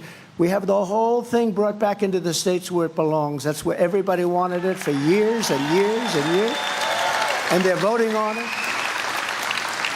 And I happen to believe in the exceptions Ronald Reagan did for life of the mother, rape, incest. The exceptions, probably 90% of the people do.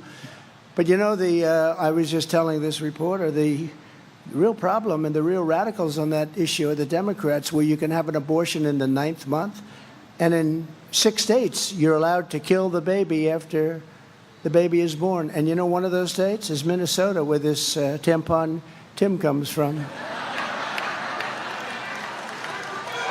Kill the baby after the baby's born. So that's no longer abortion. That's called execution, right? You're allowed to execute the baby after the baby. They're the radical. Kamala is promising communist-style price controls, free taxpayer-funded health care. Not that you're going to want. Nobody in this room is going to want it. For all illegal aliens, mass amnesty and citizenship for the millions and millions of migrants she lets in. She wants to give citizenship to people that have come here illegally. They didn't come through the system. You know, we want people to come into our country, but they have to come in legally, right? They have to come in legally. We're taking people that are murderers and drug dealers, and she wants to give them amnesty. I tell you, I don't get it.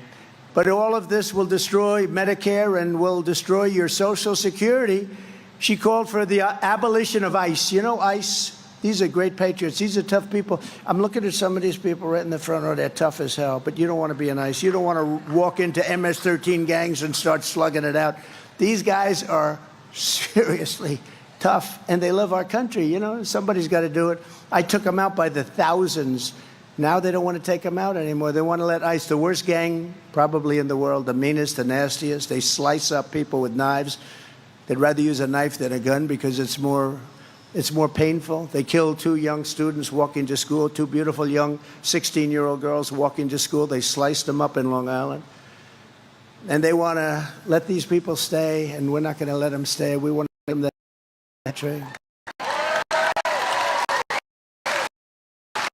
Congress sponsored a bill to blow up the entire U.S. healthcare system and force every American into a socialist government-run program with rationing and deadly wait times. You go there and they say, that's good, we're going to be all set for you. Come back in 3 months. She endorsed a 70 to 80% tax rate increase. Look at this. She thinks the rate could be as much as 80%. She says, I'll think about that. Well, I won't think about it. Okay, I won't think about anywhere near it. In fact, we're going for a tax cut. You know, we gave you the biggest tax cut in history, and that gave us tremendous numbers of jobs. And we actually took in more income the following year after the cut because our country was booming like it had never boomed before. She supports abolishing cash bail so that when you murder somebody, oh, don't worry about it. You're free to go. No cash, no nothing. And then they go murder somebody else, and in some cases, much more than one person. And she endorsed the Marxist crusade to defund the police. Do you know that she was the leader of the defund the police? Does anybody in Michigan, I said, why don't I just walk up? I don't have to waste a lot of time. You're all fans, right? Is anybody here not going to vote for Trump? I'm just kidding. Raise your hand if you have the courage to do that. I think pretty good. No, but, I said, why do I have to make a speech? All I have to do is say, she was the leader of the defund the police movement. And then I say, ladies and gentlemen, thank you very much, and leave. Because when you hear that, no, she's a Marxist. Her father's a Marxist. He's a Marxist professor. It's very nice. This election is not a choice between Democrats and Republicans. It's a choice between communism and freedom. That's what it's about. And nobody really knows her. They were doing something, the man on the street, they said, you know Harris? Everyone's saying, who the hell is Harris? Nobody knows who Harris is. What's the vice president's name? They have no idea what the name is. Now, the name Kamala it's a little complex because about 19 different ways of pronouncing it, right? But Kamala is, at least it's a name you sort of remember. You can't use Harris because nobody knows who the hell Harris is. Who's Harris? We want somebody they know, and, one of the reasons they don't know, she did a lousy job. She was considered the worst vice president in history. I don't know who does this stuff, but she was considered the worst. Kamala will turn America into a third world country. Will happen. It's already getting there. I hate to tell you. When you look at our borders, when you look at our elections, our rigged elections, when you look at all the crap that's going on, we're turning into a third. When you look at how they go weaponize against me for doing absolutely nothing wrong, I got indicted, I think, 9 different times. 9 times. I never even knew what an indictment was for my whole life. All of a sudden, the last year, I think I had 9 indictments, far more than Alphonse Capone, who was quite well known in Chicago and the environs. He liked killing people. But he had nothing like me. 9 times, and every time they see me going up in the polls, and we're leading in the polls, and I think we're leading by a lot. The polls are rigged too. The polls are rigged too. They say Donald Trump is tied. We were up massively by Biden. How would you like to be me? I spent $100 million on beating Biden. We had a debate, and everybody said, this guy's shot. They never give me credit. They say he was shot. Maybe I did a good job. Somebody said that was the greatest debate performance I've ever said. And then you know what? That I've ever seen. Said, it was a CNN person. Said, this is the single greatest debate performance I've ever seen. 2 days later, they forgot about that. They said he was terrible, but that's all right. Whatever it takes. But, I spent $100 million on fighting him. We weren't fighting anyone else. We weren't fighting a vice president. We didn't even know who the hell she was. And then all of a sudden they say, Joe, you're losing badly. You got to get out. He was losing by a lot. But they went up to him. They said, get out. That's like you're in a fight, and you have a fighter, and he's doing great. And they say, listen, we're going to take the opponent out. We're going to throw another guy in to finish it off. That's what they did, really. It's never been done before. And, she was last online. And she came in last. I think there were like 22 people. She was the first one to get out. And she got out. She had no votes. She had no votes. She was supposed to go to Iowa. She quit before Iowa. That was the first state. She never made it to Iowa. And now she's running. And what about those other 20 or so people? They did much better than her. And they're saying they're sitting home watching television. But, they're having a big discussion now because they don't understand why she refuses to sit down for just an interview. And they've got a lot of friendly. It's much easier being a Democrat because you see all the fake news back there. If you're a Democrat, they say he just gave the greatest speech that we've ever heard. Not since FDR has there been a speech. I saw this with Biden. He made a State of the Union address. It was so bad. Oh, it was so bad. I saw her make a speech. It was so bad. And after they get off, this was one of the greatest performances we've ever seen in our country. With me, I make a speech. I speak for 2 hours. Everybody loves it. I got thousands of people, by the way, outside trying to get in. They never said Trump's a great speaker. I don't even want that. But I must be a great speaker, right? I must. We got thousands of people. No, we got thousands and thousands. Boy, if I were a Democrat, they'd say, he's the greatest that ever lived. He made Abraham Lincoln look like nothing. But no, I don't care about that. I care about winning for our country. I care about making America great again, and that's what we're going to do. So we're pleased to be joined today by some really great winners, champions, patriots, and one of them is Lisa McClain, Congresswoman. Where's Lisa? Hi, Lisa. You are doing amazing. I'll tell you, don't be fooled by her. She's a very nice person, but she's brutal when it comes to your state, when it comes to jobs. Right, Lisa? And she's proud of it, too. Yep, she is. Thank you. Great job. And another man that I picked out of a large group, I said, this guy's got what it takes. He's a highly respected person. He's running for the U.S. Senate, and I think he's going to win. I just saw a poll where he's leading by a little bit. It's not an easy race. It's not an easy race, but the other one is going to be just a disaster. She's going to vote everything that whoever it would be, except me, they won't, but hopefully we're not going to need it. But she's a disaster. Mike Rogers is one of the most respected people in Washington, and he will be, I believe, your next senator. Great, Mike. He is actually one of the most respected people in Washington, and he came out of a large group of Republicans that all wanted the same job, and he really did. He ran a great race, won easily. Oh, he had my endorsement, that helped, but he did. He won easily, and he's got great gravitas. Your next congressman, and you're going to have a great congressman who I think is going to win, Tom Barrett. Tom. Thank you, Tom. Great job. I heard you're doing well, Tom. Good. Running against somebody that's not good. Not good for your state, not good for our country. Michigan House Republican leader Matt Hall. Are we going to win, Matt? He gave me a good summary. He said, you're going to win, sir. They have these fake polls. They're almost as bad as the fake writers, the fake news. We interviewed 49 Democrats for a poll. We interviewed 49 Democrats and 21 Republicans. It's a little thing on the bottom. I'm surprised they even put it. They probably must be a law. But they put it 49 Democrats and 21 Republicans. And the race is tied. They said, tied? How the hell can it be tied? So tied means I'm leading by like 14 or 15 points. I don't know. But it's fake news. It's just, it's as bad. It's as bad as they are with a pen. I'm telling you, it's really bad. They can make those polls sing. They can make them do whatever they want. Michigan Senate Republican leader Eric Nesbitt. Eric, thank you. Great job. What a beautiful young daughter. What a beautiful young daughter. Great. Thanks, Eric. Thanks very much. We also have some people of great distinction. Justice David Viviano is here with us. David, thank you, David. Highly respected Justice. Thank you, David. Judge Patrick O'Grady. Patrick is here someplace. Where's Patrick? Another one, highly respected. So whatever you're doing, keep it going. Good. And Tudor Dixon, who really ran a good race. Where is Tudor? Well, hi, Tudor.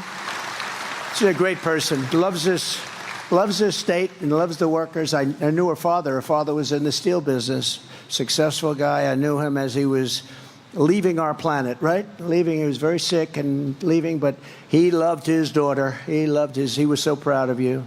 So he's up there watching. Thank you very much, Tudor. Appreciate it.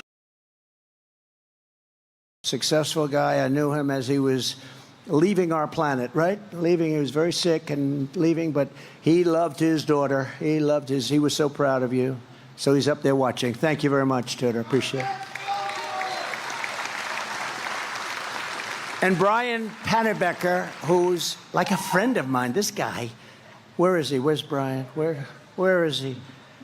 Do you want to come up? Come on up here, Brian. This guy, he thinks the United Auto Workers have the worst leader and that they're crazy. They're going to be driven out of business. All the business is going to China. Within 2-3 years, you're not going to have auto workers in this. If they vote for Trump, we're going to bring in factories at levels that you've never seen before. We're going to get the auto workers' jobs back like it was 30 years ago and 40 years ago before everybody left. We're going to get it back at levels that you've never seen. Brian, say hello, please. Thank you. Thank you, Mr. President. And the last time you called me up on stage in Grand Rapids, it was the first rally that you'd held since the assassination attempt. And honestly, I was speechless. But tonight, I want to say a couple things real briefly. I represent the Auto Workers for Trump organization, which was a Facebook group. I started that group. Thank you. There's some auto workers here, I'm sure. Lansing got a lot of them. But unfortunately, a lot of them have lost their jobs. Listen, Chrysler and General Motors have already gone bankrupt once. But if we allow electric vehicle mandates to be put on this industry by the federal government, they're going out of business again. We got to fight against that. And this guy standing right here is the only person who will do it. We cannot allow the federal government to put mandates on the auto industry to build electric vehicles when the consumers do not want them.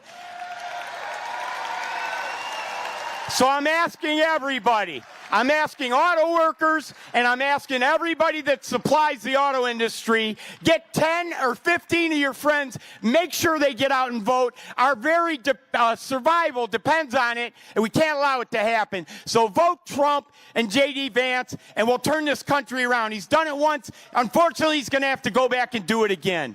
Thank you.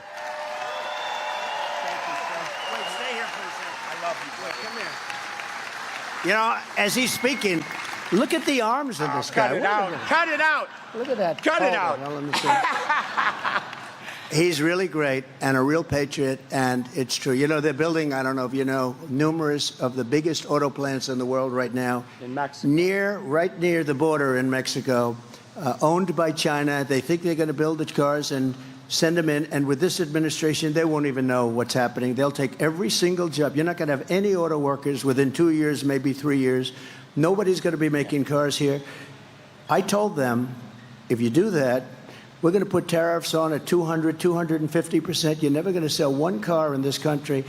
And they didn't build them. And then as soon as I left, because of a bad situation that happened, because we did great in this state too. Yeah, you won it. But a bad situation that happened, corrupt, bad situation. You have to keep your eyes open this time. Yep. But, you know, they use COVID to cheat. Very simple. They use COVID to cheat.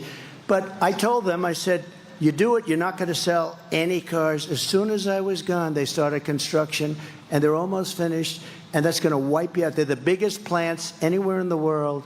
A friend of mine builds plants, and I think he's building these. I said, I want to see some big plants. I want to go and tour some of the big auto plants. That's all he does. Honestly, he's a great guy. Can't walk across the street. He can build a plant like nobody. He said, sir, you're going to have to come to Mexico. I said, no, I want to see one in the United States. He said, the big ones are being built in Mexico. That's no good. And we're not going to let it happen. They can build their plant. They're not going to have any cars coming into this country. If they want to build a plant, they can. They're going to build it in Michigan or at least someplace in our country. Thank you. The UAW members realize this now, and I'm doing a rally at a different auto plant every week. I started in June. We're going to go all the way to November, and we're talking to the auto workers as they come off their shift and go into work, and 70 or 80% of them are voting for Donald Trump because they know their jobs depend on it. Thank you, sir. Wow. That guy's... He's a dynamic guy, isn't he, huh? No, it's really, look, I didn't know Brian. He just knows that, you know, we had 4 great years. But I got an award years ago in Michigan. I got Man of the Year a long time ago. In fact, the fake news said, I never got it, I never got it. I made it up. I didn't make it up. And then they found out I actually did get it. I was lucky. They found out who it was. It was like a Chamber of Commerce someplace. And I gave a whole speech. This was probably 15 years ago, 17 years ago. I gave a speech on why are you letting them steal your auto manufacturing business? And it only got worse and worse and worse. Then I stopped it. And then as soon as I was gone, they let it happen. And these plants that are being built all around the world are going to take all of your business. And I'm a big fan of electric cars, but they're limited. They don't go far. They're very expensive. And they're going to all be made in China because they have the material. But we have more liquid gold under our feet than anybody else. It's called gasoline for what we talk about. And we want to build gasoline-propelled cars, but we also want to build hybrids, and we want to build electric cars. You know, Elon Musk, I think he's great, and he endorsed me very strongly. I said, listen, you know, I'm all for electric cars, but not all of them, because they really don't go far yet, but they're incredible. The job he's done and the job that others have done are great. And it's called a market. You have to be able to buy what you want to buy. There'll be another form of car. They talk about hydrogen now. They talk about all sorts of things.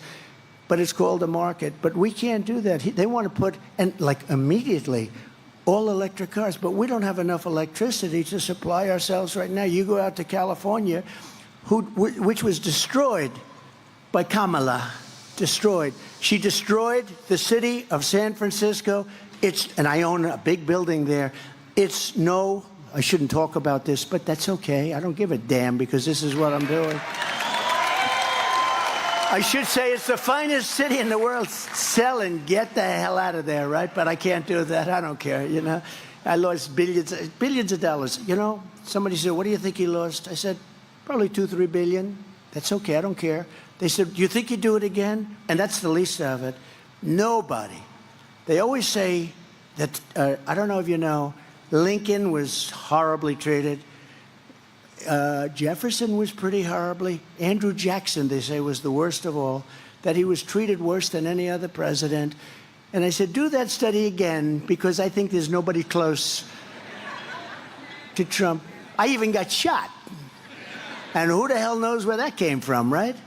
No, these are bad people. They're sick people. You know, we have people on the outside, the countries, but if you have a smart president, the countries will be an asset, not a liability. That includes China. That includes Russia. If you have a smart president, but we don't have a smart president right now, by the way, you're going to end up in World War III. This period of time better happen fast because we have nobody running our country. We have nobody at the Resolute desk. There's nobody, the two of them. She's no good, and he's sleeping. In fact, I'm going to go back to the name for him, Sleepy Joe, instead of Crooked Joe. Did you see they found last week, Brian, he took $28 million. They say he stole his family, took $28 million, and nothing happened. That was the night he made his brilliant speech, which was all about Trump. You know, everything they do, they talk about Trump. They talk about Trump, I think, 347 times. They talked about the border once. They talked about crime twice. They talked about all of the things that you should be talking about, not at all. But they talk about Trump. And look, we did something that they're very angry about. We beat somebody that should have been beaten in an election that we weren't anticipated to win. But I thought we were going to win because I came to Michigan the night before. We had 49,000 people. She came to Michigan the night before because she was told she may lose it.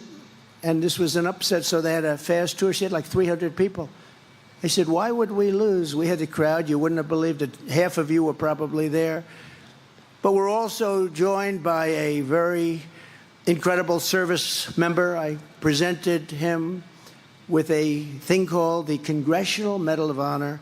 And he is a fantastic man, and he's a good-looking guy. I don't know. He looks better than he did when I presented. Something's good. He's doing good. Specialist 5, James McLuhan. Where's James? James?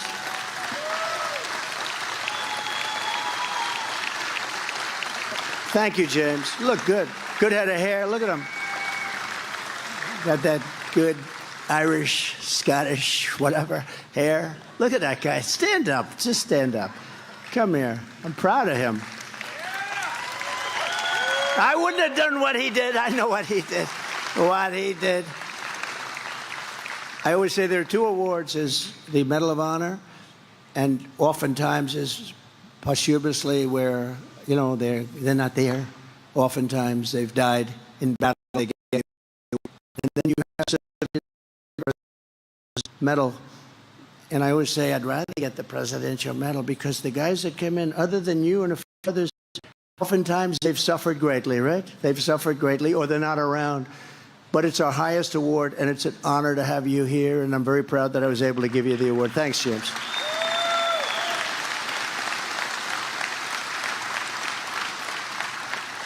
In 4 short years under my leadership, we passed record tax cuts, record regulation cuts, and built the greatest economy in the history of the world. I ended NAFTA, the worst trade deal ever made. You people had to suffer with it for years. And replaced it with the USMCA, that's Mexico and Canada, which they say is the best trade deal ever made. Actually, the best deal I made probably was with China, but I don't talk about it because once COVID came in, that was the end of China. Once they did that to the world, not to us, to the whole world, $59 trillion of damages and millions of people. And it should have, and it came out of Wuhan, the lab. It came out of the labs. And that's where I said it came from. And it was incompetence. It was a mistake. I believe it was a mistake. A lot of people don't think so. A lot of people think they did it because I was getting hundreds of billions of dollars in tariffs from China. You know, no president had ever gotten anything from China. I got hundreds of billions of dollars in tariffs and saved a lot of jobs by doing that because they ended up not being able to do what they were doing. And I saved the steel industry also, as you know. Those are the guys that like me the most. But now I see U.S. Steel, the great U.S. Steel. U.S. Steel is being sold to Japan. I don't like that. Can you imagine U.S. Steel? That would have been, that was the greatest company in the world 70 years ago, 60-something years ago. U.S. Steel is going to be sold to Japan. I wouldn't let it happen. I just wouldn't let it happen. Such a big benchmark. That shouldn't be going to Japan. They should rebuild it. They should do whatever they have to do, would work with them, would make it great again, just like we're going to make our country great again. Under Kamala, we are rapidly approaching economic and social catastrophe. Most Americans are unaware that Harris and Biden have been shutting down entire swaths of our energy and electricity infrastructure without replacing it or even talking about it, leading to soaring electrical prices and energy prices, and also an energy shortfall like we've never had before. They're closing down things that shouldn't be closed down. This week, Harris officially banned drilling on 28 million acres of public lands. So what they did is when they came in, what caused inflation, other than their spending, which was a big factor, but it's energy, because they came in and they wanted to terminate everything I was doing, and the prices were going through the roof for gasoline and everything. So they said, put it back, put it back. So it all came back, or most of it came back. Maybe not to the same, but pretty close. They said, go back, you know, after the election. If they ever won, it's all gone. But what they don't say is they'll say, oh, but we have the similar to Trump.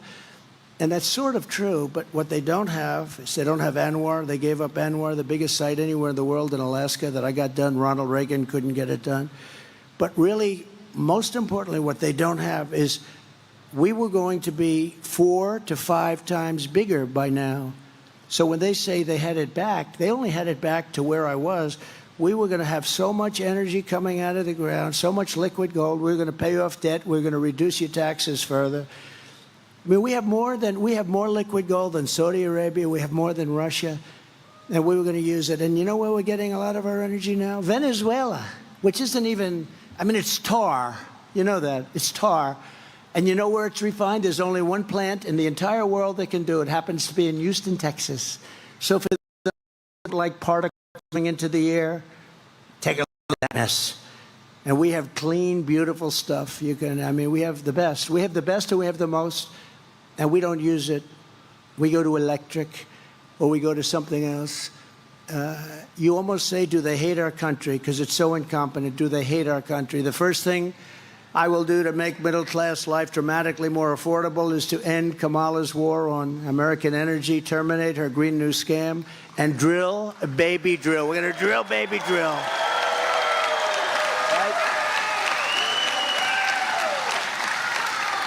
Since Harris took office, more than 50 power plants have been shut down. Many of these were great plants, but they didn't like the way they were fueled up. You know, many of them are needed to create electricity. It's like, it starts from somewhere. It doesn't start from electricity. And by the way, just a little side note. So AI is a big deal. For us to compete successfully with China and others on AI, we're going to need twice the electricity that we currently produce. Can you believe that? We're not going to be even close. The only guy that can do that is a guy like me. I opened up 2 plants in Louisiana that went through 14 years, LNG plants. They went through 14 years of approvals and were turned down. I got it done in 1 day.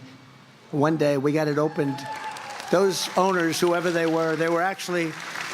People are going to spend $16 billion. These are the biggest buildings, like the Empire State Building on its side times 3. The longest, biggest buildings you've ever seen. All they had is pipes inside. I said, what the hell kind of a building is this? But you know what? Billions of dollars. And they got turned down. I got it approved in one of them. 1 day, the owner or the head of the company couldn't believe it. He said, I got a call. I guarantee you a consultant somewhere that represented him. So I did a great job. I didn't speak to consultants. I just got it done. And now they're up and they're roaring and they're just fantastic. Under Kamala's radical power plant rule issued by the EPA, all coal-fired power plants will be forced to close in the next few years. What are you going to do? Gutting more than 1/6 of the power, and really we're going to go to a very weak form of producing power. We don't have energy that can power up those big, massive plants that we need, including the ones right here in Michigan. You don't have the energy. Wind is wonderful. If you like high cost, if you like having to replace the windmills every 9 years, you know, they wear out. And they're very intermittent, and they do kill a hell of a lot of birds. If you want to see a lot of dead birds, go to a windmill and just look underneath. You'll see birds all over the place. Same rule has frozen virtually all new investment in large natural gas projects, setting us up for a horrible shortage of at least 30% of our electrical grid capacity in the future. So we're going to have much less in the future. We're closing down all our plants. Just like trucks. They want you to make electric trucks. And the truckers come to see me. Sir, they don't work. One man had 29,000. He said, I started with nothing. I have 29,000 trucks. He said, I'd buy trucks, and every year they got better, they got more efficient, they got stronger, they got more beautiful. I started building apartments in the back of the cabs, right? You know what that is? He said, sir, you're rich, but you would have loved some of these apartments. I said, no, thanks, but that's okay. No, it's beautiful. This stuff is fantastic. We had 4 or 5 companies. I said, which one did the best? He said, they all do good, sir. But now they want us to go to electric trucks, and I'll have to stop 6 times on the way to California from New York, 6 times. And, sir, they weigh 2.5 times more than a gasoline or than a diesel-powered truck. I said, so what does that mean? He said, that means you're going to have to rebuild every bridge and every major roadway in the country just because of the weight. And they're very inefficient, and the battery is much bigger than the tank. And he was telling me the battery would take up at least half of the area right now that they use for hauling. I said, so when you tell people like that you'd have to rebuild every bridge in America, that you'd have to rebuild the roads, that the tank, that you have to stop 6 times from New York to California, he said, with a load of diesel, a good truck can go all the way and even start their way back. That's how good it is. And he said this, it was amazing because he said it right from the heart. He said, if they make us do this, I'll be out of business. We'll all be out of business. Your supply chain will be a disaster. But if they made us do this, every year that I bought a truck, it was better. They got better, better, better. We will have gone back 70 or 80 years. We'll have trucks that don't go far. We'll have trucks that don't work well. We'll have trucks that can carry a very small payload because of the size of the batteries and the weight. So I said, well, when you tell these officials this, what do they say? They say, we don't care, you're going all electric. So if you had a child, let's see, do we have any children? If you had a child, a beautiful boy in the green shirt, if you had just a little child saying, and he's not so little, he's a big boy, he's going to be a big one. But if you said to a child, it doesn't go far, it weighs too much, the payload's no good, and lots of other problems, and they're much more expensive, he would say, let's stay with diesel, right? These guys say, we don't care. Then they want to make our army tanks, you know, all electric. And the problem is they don't go far, they're the wrong torque. And you know where they want the battery? Because the battery is massive. They want you to, like you pull a wagon, a child pulls a wagon. They want to build a wagon at the back so it pulls the battery along. So they want to be environmentally friendly as we blast our way into a country that we hate, right? We want to take on these countries and be environmentally friendly. These people are deranged. They're deranged people. I will be the American energy president. I'll be a president for a lot. I'm going to be the automobile manufacturing president, too. You watch. And it won't even be hard. I can do it with a pen. Come in and build plants in the United States, preferably here. But come in and build your plants in the United States of America. And if you don't, you're not allowed to sell cars here. And we're going to tax you at 150 or 200%. I did that with steel. And people are going to flow in. And the head of your union, who's absolutely terrible, I mean, give him an IQ test. I mean, this guy doesn't know what is happening. He's horrible. Sean Fain. He's horrible. What a terrible job. He sold out the union. And they automatically endorse, you know, they automatically endorse Democrats for many, many years. But if you look at your car industry now and 25 years ago, it's like a different world. You've just, what you've lost is so bad. We can get it all back. We can get so much of it back because you're still the big market. And that's why we have to do it fast, because we have to remain the big market. The way we're going with this country, we're going to lose that. We're going to lose our currency values. We're going to lose the dollar standard. If we lose the dollar standard, that's like losing a war.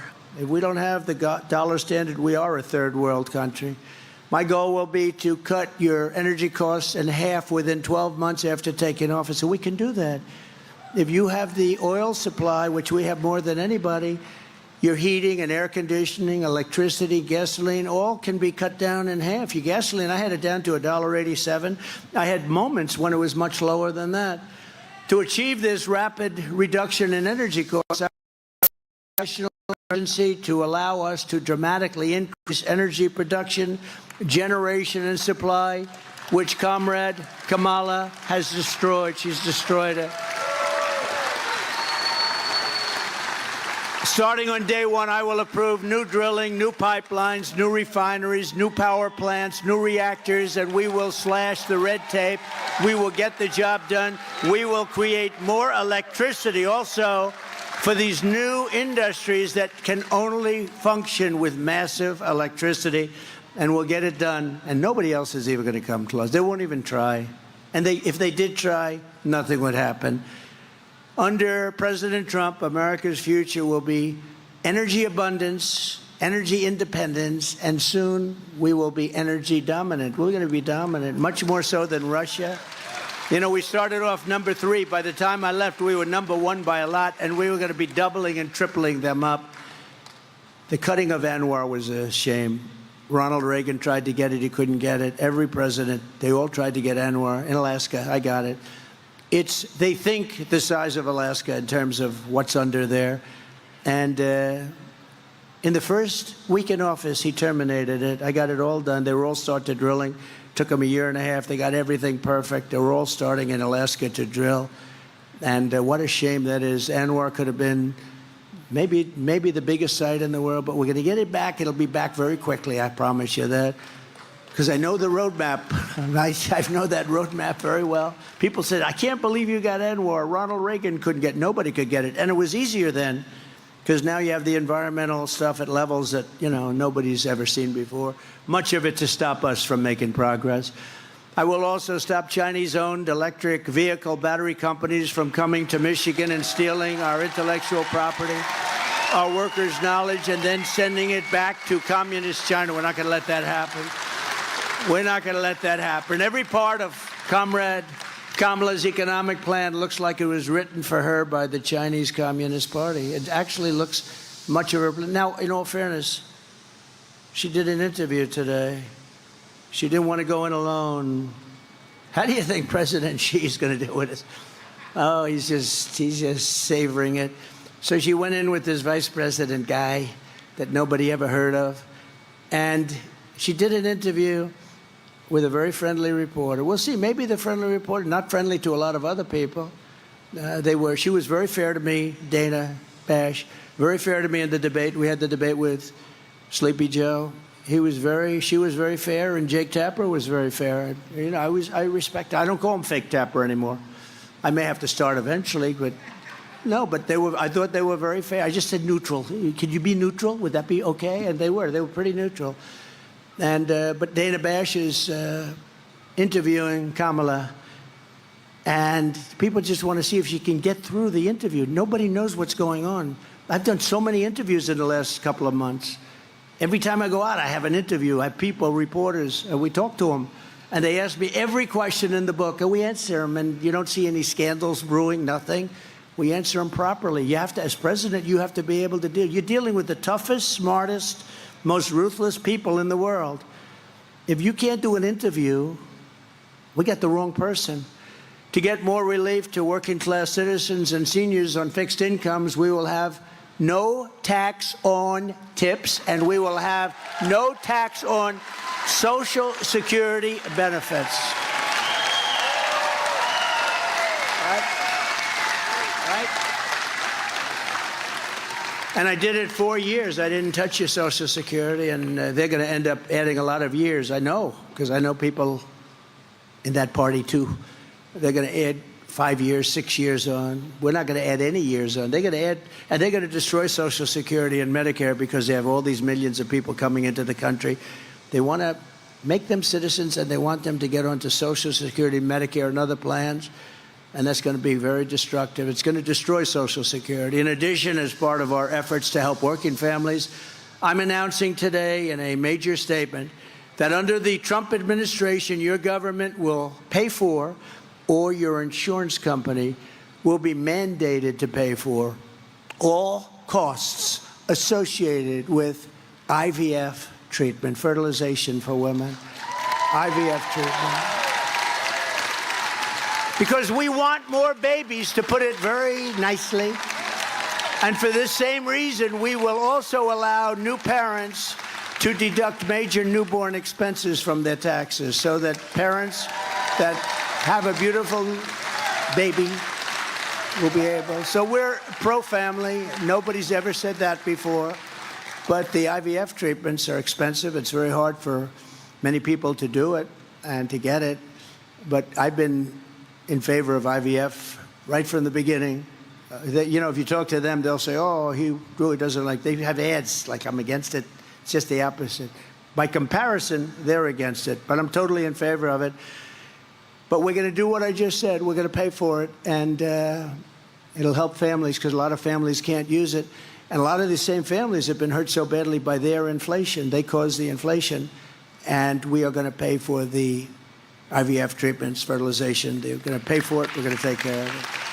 And another key driver of inflation is the migrant invasion Kamala Harris has created on our southern border, which is causing immense inflationary pressure on housing and essential goods.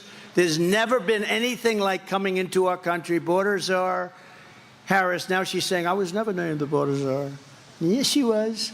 But we don't have to just say she was in charge of the border. We don't have to call her a czar. She wasn't really a czar. I think a czar is a compliment. Border czar Harris will import millions more illegal aliens and give them free housing and groceries, and I will send the illegal aliens back home where they belong. We have no choice. We have no choice. It's not like we cannot afford this. You know, if they got in 4 years, you'd have over 100 million people from all over the world. And remember this, crime rates are going down in all these countries because they're sending us their criminals, they're sending us their drug dealers, they're sending us their people that are in jails. And I don't have to go and crazy, but that's common sense. I would do the same thing. If I was running some nice country in South America or all over the world, the Congo in Africa, 22 people came out of jail recently. They sent them here. Where do you come from? Congo. Oh, that's nice. Where are you from in the Congo? Jail. Oh. What did you do? We don't want to say. You can imagine. Let me just tell you. Welcome. They're your citizens. And they're doing this all over the world. Tom Homan told me that, who's great, by the way.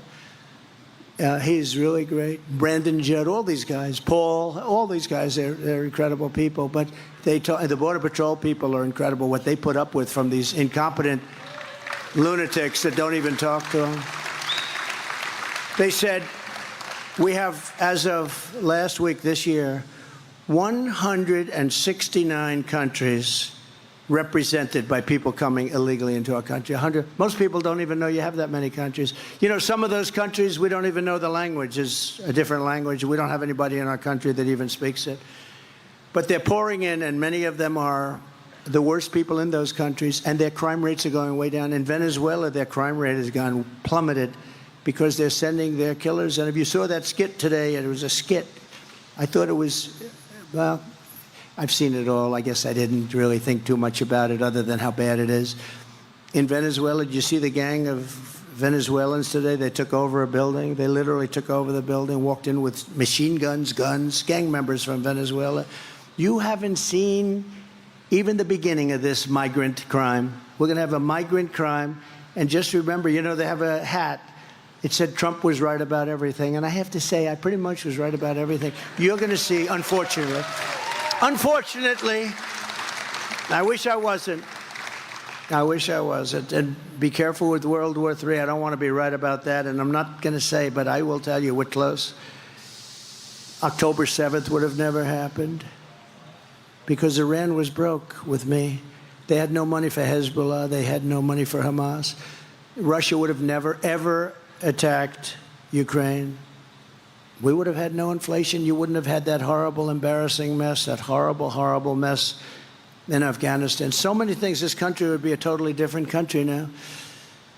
And I will end deadly sanctuary cities in the state of Michigan and all across the country. Nobody wants them. Nobody wants them.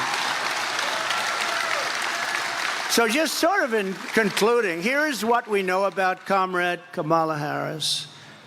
She just doesn't care about the American people, especially hardworking people or middle-class Americans. She just doesn't give a damn about you. She does not care about the deaths, sex slavery, drugs, or criminals coming across our border. She's been vice president for almost 4 years, and she did nothing to stop the invasion of our country. She says that that's not her job. But it is her job. The President of the United States gave her that job. She just didn't do it, and she won't do it now. She does not care about the middle class struggling over inflation, the cost of gasoline, electricity, and she doesn't care about the cost of food. She does not care if you lose your job or cannot find another comparable job. She doesn't care. She does not care if you have to run up your credit card to levels that are unsustainable. She does not care if you and your family are struggling, and she did absolutely nothing to fix it. She's the vice president. She just does not care. She does not care about women's rights because she supported destroying women's sports and athletic scholarships. She wants men to play in women's sports. She's one of the leaders. Men should play in women's sports. You know she's far further left than Bernie Sanders. Think of it. Nobody wanted Bernie Sanders to be president. She's much further left than Bernie Sanders, rated #1. She makes Pocahontas look like a conservative. Do you know who Pocahontas is? Yes, Elizabeth Warren. She said her mother said that she had high cheekbones and therefore she's an Indian. No, I don't think so. Actually, that's a very racist statement that she said, isn't it? If I ever said that, that would be trouble. No, she said, my mother said I was Indian because I had high cheekbones. And then she put down on every application that she's an Indian, getting jobs all over the place. But we knocked her out of the presidential race pretty good, too. That's Pocahontas. They said, we want you to apologize to Pocahontas for using that term. I said, I will do that. People were shocked because I don't give up too easy. And I did apologize to Pocahontas, the real Pocahontas. I said, Pocahontas, I'm sorry I got you tied up with this person, this crazy person. Sorry, Pocahontas.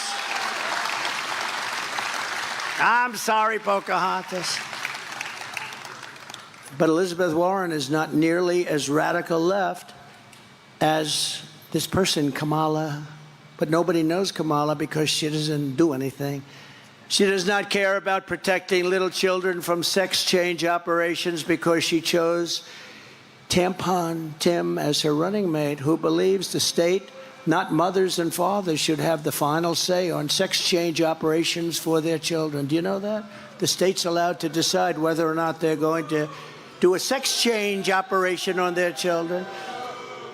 Kamala Harris wants to outlaw your car and truck and force you to buy electric vehicles, whether you like it or not. She couldn't care less. And you can't afford to do that because, again, they don't go far, but they're much more expensive. She does not care how it impacts you and your family. Kamala Harris does not care about senior citizens because she believes illegal aliens should receive Social Security and Medicare, which she knows will bankrupt those insurance programs, making it impossible for you to receive your pension and your health care, which you paid for your entire life. You've been paying for it. People are going to take it away. Those people that are coming in, remember, they're living in luxury hotels and our veterans are dying on the street. You know that. They're dying on the streets under the hotels.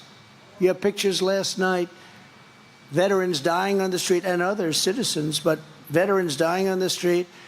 And inside the hotel, nice and high in nice rooms, the government's paying a fortune to keep illegal aliens that came into our country, many of them criminals.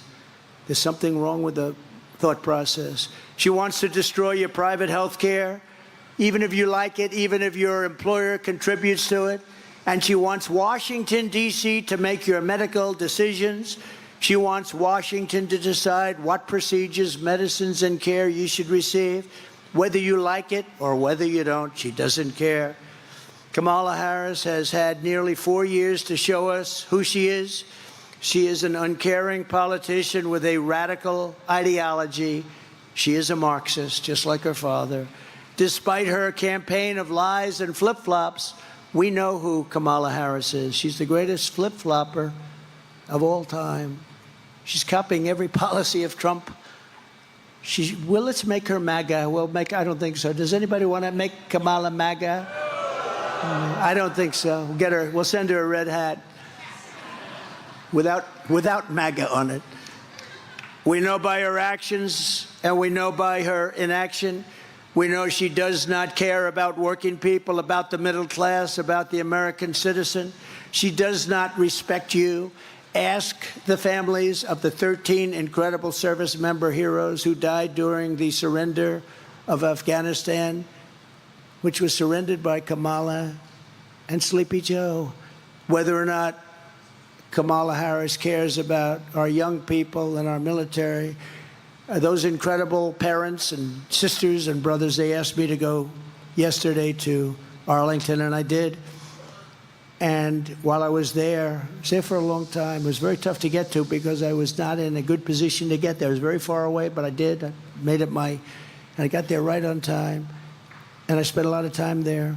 And while I was there, those families that asked me to be there, as they said, 3 families plus 1 soldier who was horrifically injured, both legs and an arm. And they asked me if I would be there, so I went.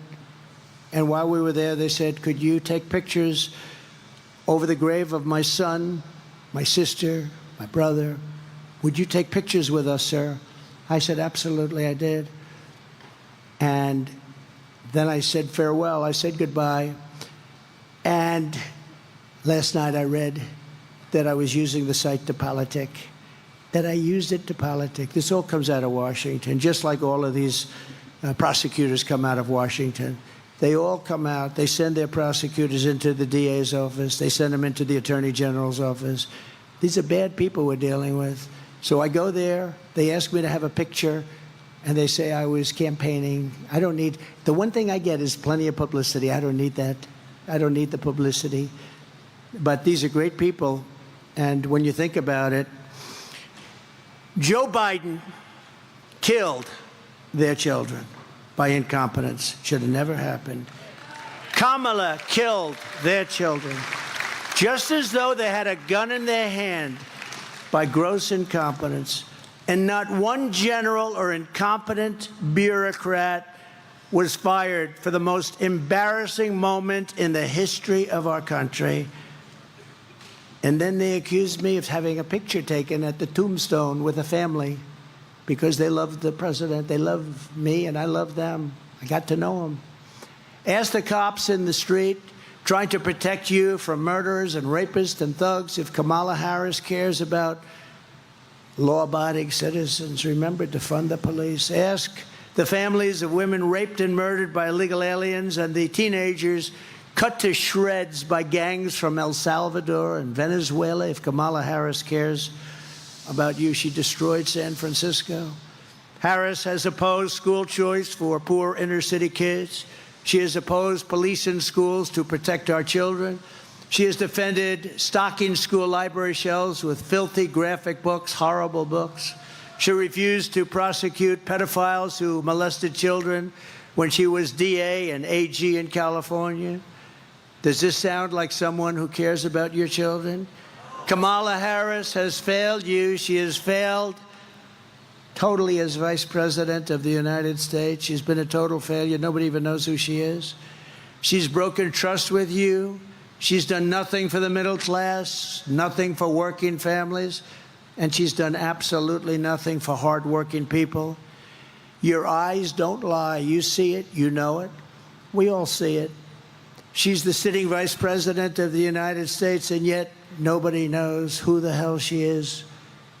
She does not give a damn about you. This is the real Kamala Harris, and now she wants to get a promotion. Did the worst job. All she had to do is take care of the border. That would be okay. Just take care of the border. She couldn't even do that. She never even went there. She went to a location that you'd like to go to have dinner with your family. She never even went to the border effectively. Think of it. Never spoke to anybody. All of those great border agents, did you ever speak to her? No, nobody ever spoke to her. Well, I'm here to not give her a promotion. I'm here to give her a demotion. Because she can hide, she can lie through her surrogates and the corrupt media, and they are very corrupt, remember that? But the truth is coming out, and it will come out. The American people are smart. They are not to be manipulated by Hollywood, the fake news media, and advertising. And as you deserve, a president who respects you, talks to you, and who levels with you, puts it right on the level, and who always has your best interests and has your back. I have your back, I have your heart, and I have every other part of your body.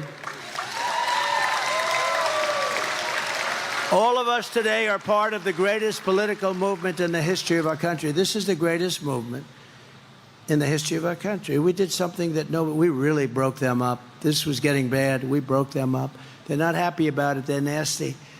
But this is the greatest MAGA, Make America Great Again, the greatest movement in the history of our country. You know, outside, they won't ever report this. They never report it. Outside, you have thousands and thousands of people that couldn't get in. They don't get seats like you guys. They didn't get the seats that you got. believe me. But you have thousands and thousands of people outside, as far as the eye could see, as we're driving up.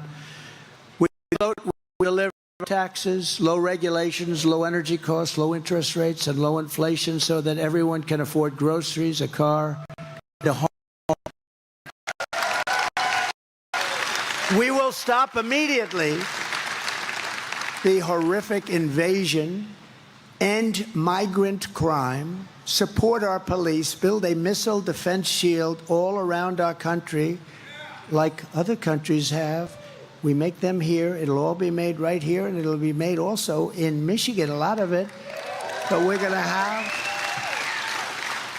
And Ronald Reagan wanted that many years ago, but the truth is, at that point, we didn't have the technology. Now we have great technology. You see that other countries have it. We don't have it. We're going to have the best of all. We're going to have a missile defense system going to be built in the United States, installed all over and around our country. We're going to restore peace through strength, which is what I did. We had no wars when Donald Trump was president. Now we have nothing but wars. Prime Minister Viktor Orban of Hungary, he said the reason that the world is a mess because Trump is no longer president. When Trump was president, they were afraid of Trump. I don't want to use that term, but he did. He said they were afraid. China was afraid. Putin was afraid. I stopped Putin's pipeline in Europe. I'm sorry, Vladimir. I can't let you do it. I stopped it. It was stopped cold. And then when Biden got in, the first day he approved it. Then they said Trump was weak on Russia. Putin said, if you're weak on us, I'd hate like hell to see if you're strong on us. But the war would have never happened, would have never, ever happened. But Viktor Orban said, you bring back Trump, and the whole world is going to be a safer place.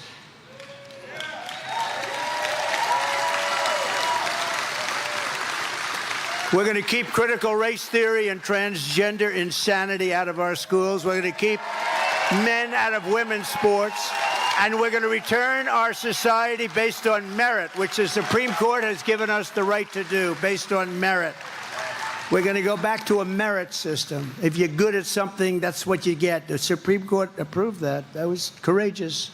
We will defend the Second Amendment. We're going to do something that I think is very important. We're going to restore free speech, and we will really, truly restore. We're going to fix our elections so that our elections are going to be honorable and honest, and people leave and they know their vote is counted. We are going to have free and fair elections, and ideally we go to paper ballots, same-day voting, proof of citizenship, very big, and voter ID. Very simple, very simple. One-day voting, one day. You ever see these things? You know, everyone's talking about November 5th, but forget November 5th. It starts on September 6th in various states, North Carolina, but various states, Delaware. It starts on November 6th. Goes months and months voting. Why are those boxes being moved around? Why are those ballots being moved? Why are they not there? Sir, we're fixing the air conditioning in that particular room. It is so bad. It is so out of control. Everyone under President Trump will prosper. Every family will thrive. And Michigan manufacturing will dominate like never before. You're going to dominate like never before. But for that to happen this election day, you must tell Comrade Kamala, Comrade, you're doing a horrible job. You've been a terrible vice president, a horrible, horrible border czar. You're not a border czar. You're a border patsy. You were played by every country in the world. The worst job we've ever seen, probably the worst vice president we've ever had. He certainly was the worst president.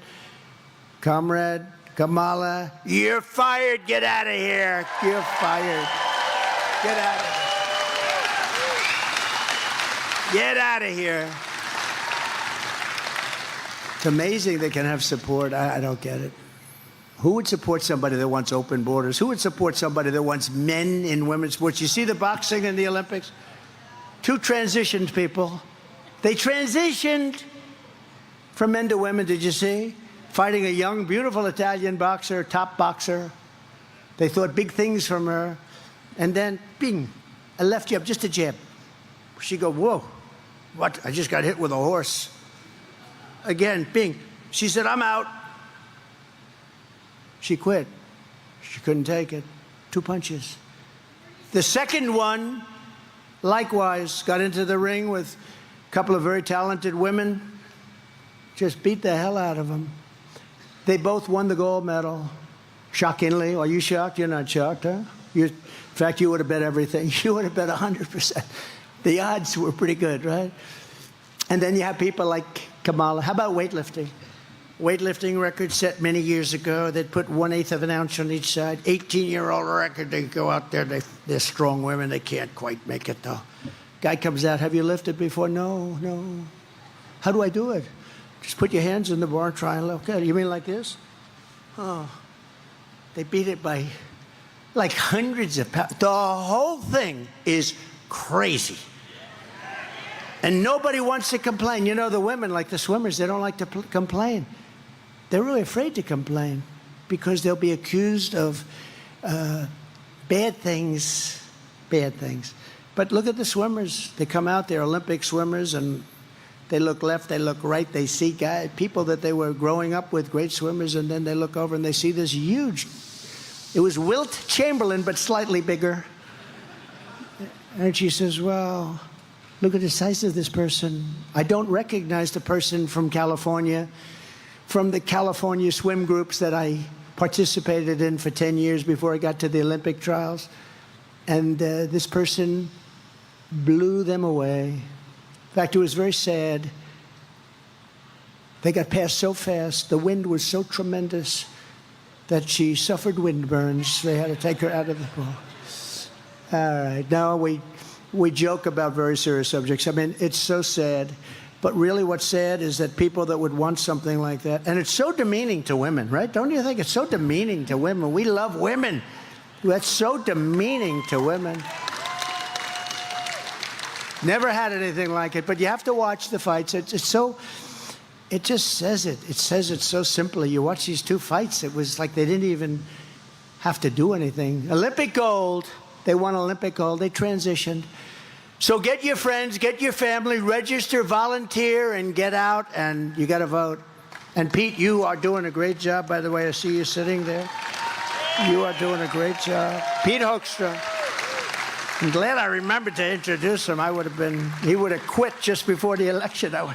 He's doing it. We're doing good, right? Yeah, he was a great congressman. He was the one we earmarked, right? Here you do that job. We appreciate it.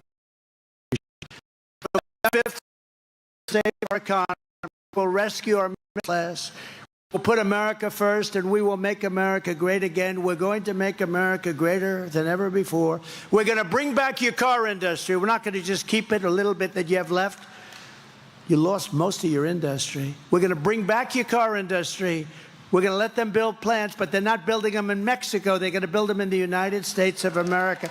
And they're going to be fired up by our auto workers.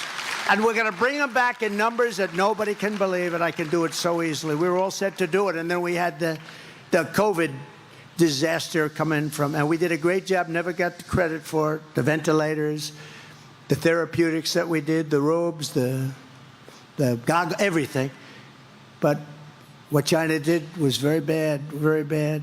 But we're going to bring it all back to this state. You're going to have the greatest state in the world for automaking. You're coming back with automaking because that's what you do and that's what you do best. And a lot of these people, even if it's just job-related, auto worker-related, this is what they want to do. And they want to be here. They don't want to have to move. But you're not going to have any place to move because other jobs are going to be gone, too. They're taking away all our jobs. We're not going to let it happen.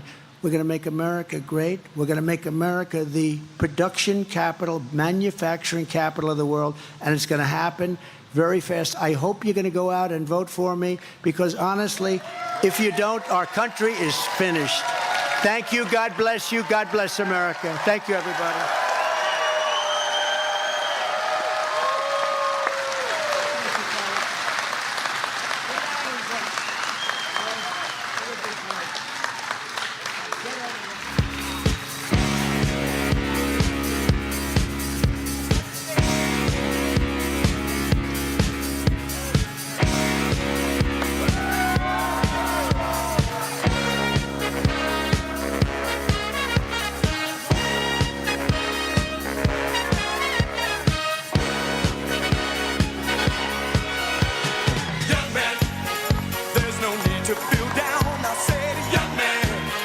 Pick yourself off the ground, I said, young man, 'cause you're in a new town. There's no need to be unhappy, young man.